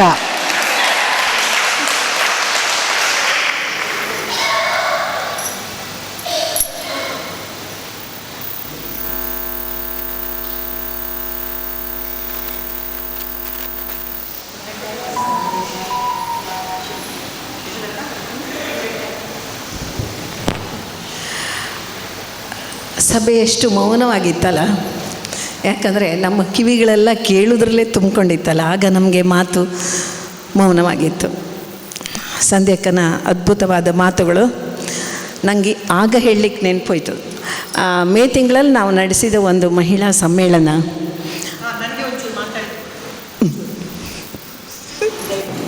ಖಂಡಿತ ಯಶೋಧ ಅವರು, ನಾನು ಬಹಳ ಸಮಯದಿಂದ ಅವರನ್ನು ಬಲ್ಲೆ. ನಿಮ್ಮ ವ್ಯವಸಾಯ ಸಹಕಾರ ಸೇವಾ ಬ್ಯಾಂಕಿನಲ್ಲಿ ಕೂಡ ನಾನೊಂದು ಕಾರ್ಯಕ್ರಮ ಕೊಟ್ಟಿದ್ದೆ. ಇವತ್ತು ಬೆಳಿಗ್ಗೆ ಬಿಸಿ ರಾಯರು ನನಗೊಂದು ಫೋನ್ ಮಾಡಿದರು, ಮಗ ನೀನು ಹೋಗ್ತಾವೆ. ಬಿಸಿ ರಾಯರಿಗೆ ನಾನೊಂದು ಮಗುವಿನ ಹಾಗೆ, ಯಾಕಂದರೆ ಅವರು ಶಿವಪುರದಲ್ಲಿ, ನಾನು ಸೋಮೇಶ್ವರದಲ್ಲಿ ಇದ್ದದ್ರಿಂದ, ಮಗ ನೀನು ಅಲ್ಲಿ ಹೋಗ್ತಾ ಇದೆಯಂತೆ ಸಾಲಿಗ್ರಾಮದಲ್ಲಿ. ಅವಳು ನನ್ನ ಸೊಸೆಯ ಹೇಳಿದರು. ಅವಳಿಗೆ ನಾನು ಶುಭ ಹಾರೈಸಿದ್ದೇನೆ ಅಂತ ಹೇಳು, ಎಲ್ರಿಗೂ ಶುಭ ಹಾರೈಸಿದ್ದೇನೆ ಅಂತ ಹೇಳು, ಮತ್ತು ಅವಳೊಂದು ಮಹಿಳಾ ಸಮ್ಮೇಳನ ಮಾಡಿದರು ಅಂತ ಹೇಳಿದರು. ನನಗೆ ನಿಜವಾಗಲೂ ಭಾರಿ ಖುಷಿಯಾಯಿತು. ಅಡಿಗರೆ ನಾನು ಹೇಳುವಾಗ ಮರ್ತೋಯ್ತು, ಯಾಕಂದರೆ ನನಗೂ 60 ಮೇಲಾಯಿತು, ಸ್ವಲ್ಪ ಕಡಿಮೆ ಆಗಿದೆ ನೆನಪು. ಹಾಗೆ ಮಹಿಳಾ ಸಮ್ಮೇಳನವನ್ನು ಮಾಡಿದ್ಲು, ಬಹಳ ಚೆನ್ನಾಗಿ ಮಾಡಿದ್ಲು ಅಂತ ಹೇಳಿದರು. ಅಂಥ ಒಂದು ಲೀಡರ್ ನಿಮಗೆ ಇರೋದ್ರಿಂದ ನಿಜವಾಗ್ಲೂ ನಾನು ಹೇಳ್ತೇನೆ, ನೀವು ದೇವರಿಗೆ ಕೃತಜ್ಞರಾಗಿರಬೇಕು. ಯಾಕಂದರೆ ಇವತ್ತು ಪ್ರತಿಯೊಬ್ಬರು ನಾನು ಮುಂದೆ ಹೋಗಬೇಕು ಅಂತ ಬಯಸೋರು ಎಲ್ಲರೂ ಇರ್ತಾರೆ. ಯಾರನ್ನಾದರೂ ತುಳಿದಾದರೂ ಮುಂದೆ ಹೋಗ್ತಾರೆ. ಯಾರನ್ನು ತುಳಿಯದೆ ಎಲ್ಲರನ್ನ ಕೈ ಹಿಡಿದು ನಡೆಸಿದಂತೆ, ಆ ಬಹುಶಃ ಅಡಿಗರ ಟ್ರೈನಿಂಗ್ ಇರ್ಬೋದು ನಿಮಗೆ. ಹಾಗೆ ಎಲ್ಲರ ಕೈ ಹಿಡಿದು ನಡೆಸುವಂಥ ಒಂದು ತಾಕತ್ತನ್ನು ಒಂದು ಹೆಂಗಸು ಅಂದರೆ jealousy the name of woman ಅಂತ ಹೇಳ್ತಾರೆ, ಅದನ್ನು ಮರೆತು ನಿಮ್ಮೆಲ್ಲರನ್ನ ಒಂದು ಒಗ್ಗೂಡಿಸಿ, ಇಷ್ಟು ಜಡಿಮಳೆಯಲ್ಲಿ ನಾನು ಎಣಿಸಿದೆ ನಾನು ಮಾತ್ರ ಹುಚ್ಚಿಯಾಗಿ ಮಳೆಗೆ ಹೋಗೋದು ಅಂತ. ಇಲ್ಲ, ನೀವೆಲ್ಲ ಹುಚ್ಚರೇ ಮತ್ತೆ ನೋಡಿದರೆ, ಎಲ್ಲರೂ ಹುಚ್ಚರು ಇಲ್ಲಿ ಬಂದು ಸೇರಿದ್ದಾರೆ ನನ್ನ ಮಾತು ಕೇಳಲಿಕ್ಕೆ. ಕೆಲವು ಖಾಲಿ ಕುರ್ಚಿ ಉಂಟಲ್ಲಿ, ಕೆಲವು ಗಂಡಸರು ಪಾಪ ಹೆಂಡತಿಯರನ್ನು ಕರ್ಕೊಂಡು ಹೋಗ್ಲಿಕ್ಕೆ ಏನೋ ಬಂದಿದ್ದಾರೆ, ಸ್ಕೂಟರ್ನವ್ರು ಇರ್ಬೋದು. ಹಾಗೆ ಈ ಮಳೆಯಲ್ಲಿ ಕೂಡ ನನ್ನ ಮಾತುಗಳನ್ನು ಕೇಳಲಿಕ್ಕೆ ಬರ್ತಾರೆ ಅಂದರೆ ಇದೆಲ್ಲ ಯಶೋಧಕ್ಕನ ಒಂದು ಸಾಹಸ. ಇಂಥ ಒಂದು ಲೀಡರ್ ನಿಮ್ಗೆ ಇರೋದ್ರಿಂದ, ಯಾಕಂದರೆ ಒಂದು ದೊಡ್ಡದ ಸಿಂಹದ ಬಣ ಇದ್ದರೂ ಕೂಡ ಅದಕ್ಕೆ ಕತ್ತೆ ಲೀಡರ್ ಆಗಿದ್ದರೆ ಏನು ಪ್ರಯೋಜನ ಇಲ್ಲ. ಅದೇ ಇಡೀ ಕತ್ತೆಯ ಬಣ ಆಗಿದ್ದರೂ ಒಬ್ಬ ಸಿಂಹ ಇದ್ದರೆ ಅದು ಭಾರಿ ಮುಂದೆ ಹೋಗ್ತದೆ ಅಂತ ಹೇಳ್ತಾ, ಅವರಿಗೆ ಇನ್ನೊಮ್ಮೆ ಅಭಿನಂದನೆ ಹೇಳ್ತಾ ನನ್ನ ಮಾತನ್ನು ನಿಜವಾಗ್ಲೂ ಮುಗಿಸ್ತೇನೆ ಈಗ.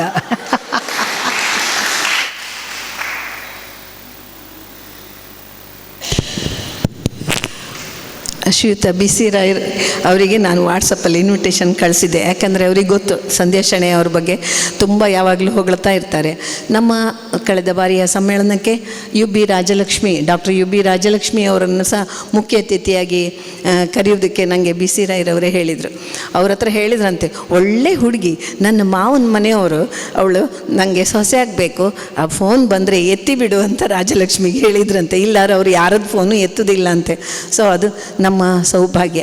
ಅಂತಹ ಹಿರಿಯರು, ಸಾಹಿತಿಗಳು, ತಿಳುವಳಿಕೆಯುಳ್ಳವರು, ಒಂದು ರೀತಿಯಲ್ಲಿ ರಾಜಋಷಿಗಳವರು, ಅಂಥವರ ಒಂದು ಒಳ್ಳೆಯ ಆಶೀರ್ವಾದದ ಜೊತೆಗೆ ನಮ್ಮ ಬಗ್ಗೆ ಒಳ್ಳೆಯ ಭಾವನೆ ಇರೋದು ಸಹ ನಮ್ಮ ಅದೃಷ್ಟ ಅಂತ ಹೇಳ್ತಾ, ನಮ್ಮ ಸಹಸ್ರಕಂಠ ಗಾಯನದಲ್ಲಿ ದೀಪ ಪ್ರಜ್ವಲನೆಗೆ ನಾವು ಬಿ ಸಿ ರಾವ್ ಅವರನ್ನು ಕರೆದಿತ್ತು.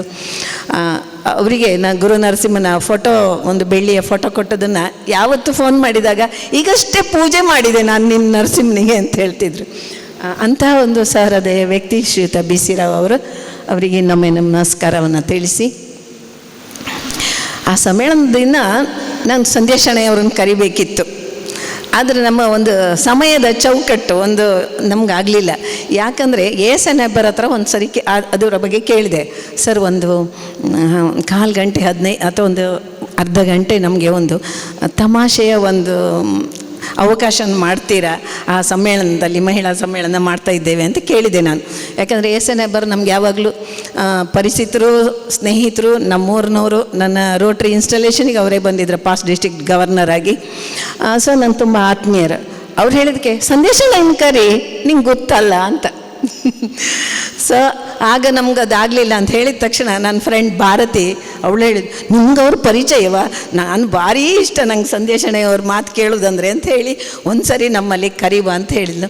ಪ್ರಾಯಶಃ ಅದು ಮಹಿಳಾ ದಿನಾಚರಣೆ ಹಂಗಿನ ದೊಡ್ಡ ಇದ್ರಲ್ಲಿ ನನಗೆ ಕರೆಯೋದಕ್ಕೆ ಆವಾಗಲಿಲ್ವೇನೋ, ಅಥವಾ ಇವತ್ತಿನ ದಿನ ಒಂದು ಅಂತ ಹೇಳ್ತಾರಲ್ಲ ಎಲ್ಲ ಕಾಲ ಕೂಡಿ ಬರಬೇಕಂತ ಅದಕ್ಕೆ ಕರೆದಿದ್ದೇವೆ. ಅದರ ಸಣ್ಣ ಸಭೆ ಆದರೂ ನಮ್ಮ ಎಲ್ಲ ಮಹಿಳೆಯರು ಪ್ರಾಜ್ಞರು ತುಂಬ ಇಷ್ಟದಲ್ಲಿ ನಿಮ್ಮ ಮಾತನ್ನು ಕೇಳಿದ್ದಾರೆ ಅಂತ ಹೇಳಿ ಸಂತೋಷ ಪಡ್ತಾ, ದೂರದಿಂದ ಉಡುಪಿಯಿಂದ ಇಲ್ಲಿವರೆಗೆ ನನ್ನ ಮಾತಿಗೆ ಬರೀ ಫೋನಲ್ಲಿ ಸಂಧ್ಯಾಕ ನಾನು ನಿಮ್ಗೆ ಇನ್ವಿಟೇಷನ್ ಕೊಡೋಕ್ಕೂ ಬರಲಿಲ್ಲ ಅಂತ ಹೇಳಿದಾಗ ಶೇ ಅದು ಯಾಕೆ ಅಂತ ಹಾಕಿದ್ರು ಉತ್ತರ. ಆದರೆ ನಾವು ಕರೆಯೋದು, ಅತಿಥಿಗಳನ್ನು ಕರೆಯೋದು ನಮ್ಮ ಕೆಲಸ. ಸಮ್ಮೇಳನಾಧ್ಯಕ್ಷರು ನಮ್ಮ ಗಾಯತ್ರಿ ನಾವಡವರನ್ನು ನಾವು ಹೋಗಿ ಕರೀಲಿಲ್ಲ. ರಾಜಲಕ್ಷ್ಮಿಯವರನ್ನು ನಾನು ನೋಡಿದ್ದೆ ನಮ್ಮ ಸಮ್ಮೇಳನದಲ್ಲಿ. ಹಾಗೆ ಆದರೂ ಸಹ ಆ ಕಾಳಜಿ ಒಂದು ಕೊರತೆ, ನಾವು ಹೋಗಿ ಕರಿಬೇಕಿತ್ತು ಅನ್ನುವ ಒಂದು ಅನಿಸಿಕೆ ನಮ್ಮಲ್ಲಿತ್ತು. ಹಾಗೆ ಸಂದೇಶಣೆ ಅವರನ್ನು ಹೋಗಿ ಕರೀಲಿಲ್ಲ. ಆದರೂ ನನ್ನ ಪ್ರೀತಿಯಿಂದ ಇಲ್ಲಿವರೆಗೆ ಬಂದು ಈ ಕಾರ್ಯಕ್ರಮವನ್ನು ನೆರವೇರಿಸಿಕೊಟ್ಟಿದ್ದಾರೆ. ನಮ್ಮೆಲ್ಲ ಮಹಿಳಾ ವೇದಿಕೆಯ ಸದಸ್ಯರ ಜೊತೆಗೆ ಆಗಮಿಸಿದಂಥ ಎಲ್ಲ ಗೆಳತಿಯರ ಪರವಾಗಿ, ಮಹನೀಯರ ಪರವಾಗಿ ನಾನು ಹೃತ್ಪೂರ್ವಕ ಧನ್ಯವಾದಗಳನ್ನು ಸಲ್ಲಿಸಿಕೊಳ್ತಿದ್ದೇನೆ. ಇದೀಗ ಅವರಿಗೆ ಒಂದು ಸಣ್ಣ ಒಂದು ಗೌರವ ನಮ್ಮ ಮಹಿಳಾ ವೇದಿಕೆಯಿಂದ. ನಮ್ಮ ಮಹಿಳಾ ವೇದಿಕೆ ಕಾರ್ಯಕರ್ತರೆಲ್ಲ 1 ನಿಮಿಷ 2 ನಿಮಿಷದಲ್ಲಿ ಮುಗೀತದೆ. ಆಮೇಲೆ ಯಾರೂ ಹೋಗಬಾರ್ದು. ದಯವಿಟ್ಟು ಉಪಹಾರದ ವ್ಯವಸ್ಥೆ ಇದೆ, ಅದನ್ನೆಲ್ಲ ಪಡ್ಕೊಂಡು ಹೋಗಬೇಕು ಅಂತ ಹೇಳ್ತೀನಿ. ಮಹಿಳಾ ವೇದಿಕೆ ಕಾರ್ಯಕರ್ತರೆಲ್ಲ 1 ನಿಮಿಷ ಅವರಿಗೆ ಅವ್ರ ಜೊತೆಗೆ ಒಂದು ಫೋಟೋ 1 ನಿಮಿಷದಲ್ಲಿ ಅವರಿಗೆ ಒಂದು ಸ್ಮರಣಿಕೆಯನ್ನು ಕೊಡುವಾಗ ದಯವಿಟ್ಟು ಬರಬೇಕಂತ ವಿನಂತಿಸ್ಕೊಳ್ತಿದ್ದೇನೆ. ಹಾಗೆ ಜೊತೆಗೆ ಧನ್ಯವಾದವನ್ನು ಹೇಳಿಬಿಡ್ತೆ ಇನ್ನೊಂದು ಸರಿ ಮಧ್ಯದಲ್ಲಿ ಬೇಡ. ಪೂರ್ಣಿಮಾ, ಇವತ್ತು ಈ ಕಾರ್ಯಕ್ರಮಕ್ಕೆ ಆಗಮಿಸಿರುವ ಉಡುಪಿ ಜಿಲ್ಲಾ ಕನ್ನಡ ಸಾಹಿತ್ಯ ಪರಿಷತ್ ಅಧ್ಯಕ್ಷರಾಗಿರುವ ನೀಲಾವರ ಸುರೇಂದ್ರ ಅಡಿಗರಿಗೆ, ಹಾಗೆ ನಮಗೆ ಫೇಸ್ಬುಕ್ನಲ್ಲಿ ನಮ್ಮ ಮೊನ್ನೆ ಇನ್ವಿಟೇಷನನ್ನೇ ಹಾಕಿರುವಂಥ ಶ್ರೀಯುತ ನಮ್ಮ ಶ್ರೀನಿವಾಸ್ ಉಪಾಯುಧರಿಗೆ, ಹಾಗೂ ಫೋಟೋ ಮತ್ತು ರೆಕಾರ್ಡ್ ಮಾಡಿರುವಂಥ ನಮ್ಮ ವಿ.ಜಿ. ಮಯ್ಯ ಅವರ ಮಗ ಆಕಾಶ್ ಅವರಿಗೆ, ನಮ್ಮ ಸೌಂಡ್ ಸಿಸ್ಟಮ್ ನಮ್ಮ ಕಾರ್ತಿಕ್ ಅಡಿಗ ಅವರ ಬಳಗದವರಿಗೆ, ನನ್ನೆಲ್ಲ ಗೆಳತಿಯರಿಗೆ, ಶ್ರೀಯುತ ತಾರನಾಥ್ ಹೊಳ್ಳ ಗೆಳೆಯರ ಬಳಗದ ಅಧ್ಯಕ್ಷರು ಅವರಿಗೆ, ಹಾಗೆ ಇಲ್ಲಿ ಆಗಮಿಸಿರುವ ಮಹನೀಯರು ಅವರೆಲ್ಲರಿಗೂ ಸಹ ನಾನು ಧನ್ಯವಾದಗಳನ್ನು ಹೇಳ್ತೆ. ಹಾಗೆ ನನಗೆ ನಮ್ಮ ರೋಟ್ರಿ ಕ್ಲಬ್ನಿಂದ ರತ್ನ ಜಯರಾಜ್ ಬಂದಿದ್ದರು, ಲೀಲಾವತಿ ಅಧ್ಯಕ್ಷರು ಬಂದಿದ್ದರು, ಆಮೇಲೆ ಪಟ್ಟಣ ಪಂಚಾಯತ್ನ ಸುಲಾತಾ ಹೆಗ್ಡೆ ಬಂದಿದ್ರು. ಪ್ರಾಯಶಃ ಅವರೆಲ್ಲ ತಡ ಆಗತ್ತಂತ ಹಂಗಿಂದ ಹೋದ್ರೇನೋ, ಅವರೆಲ್ಲನ ಇಲ್ಲಿ ನೆನಪಿಸಿಕೊಳ್ತೇನೆ. ಆಗಮಿಸಿರುವ ಎಲ್ಲ ಧನ್ಯ ಅವರು ದೂರ ಇದ್ದಾರೆ ಕೋಟೇಶ್ವರದಿಂದ. ನಮ್ಮ ಇನ್ನರ್ವೀಲ್ ಗೆಳತಿಯರು, ಇನ್ನರ್ವೀಲ್ ಅಧ್ಯಕ್ಷೆ ಮತ್ತು ಕುಸುಮಾ ಶೆಟ್ಟಿ ಮಾಜಿ ಅಧ್ಯಕ್ಷೆ ಅವರು ಆಗಮಿಸಿದ್ದಾರೆ. ಅವರಿಗೆ ಸಹ ಪುಷ್ಪ ನನ್ನ ಈ ಸಂಘಟನೆಯ ಪರವಾಗಿ, ನಮ್ಮ ಮಹಿಳಾ ವೇದಿಕೆಯ ಪರವಾಗಿ ನನ್ನ ವೈಯಕ್ತಿಕ ನೆಲೆಯ ಧನ್ಯವಾದಗಳನ್ನು ಹೇಳ್ತಾ, ಪ್ರತಿಯೊಬ್ಬರನ್ನ ಹೆಸರು ಹೇಳೋದಿಲ್ಲ, ಎಲ್ಲರಿಗೂ ಒಮ್ಮೆ ಚಂದದ ನಗು ನನ್ನಿಂದ ಅಂತ ಹೇಳ್ತಾ ಎಲ್ಲರಿಗೂ ಧನ್ಯವಾದಗಳನ್ನು ಹೇಳ್ತಾ ನನ್ನ 2 ಮಾತು ಮುಗಿಸ್ತೇನೆ. ನಮಸ್ಕಾರ.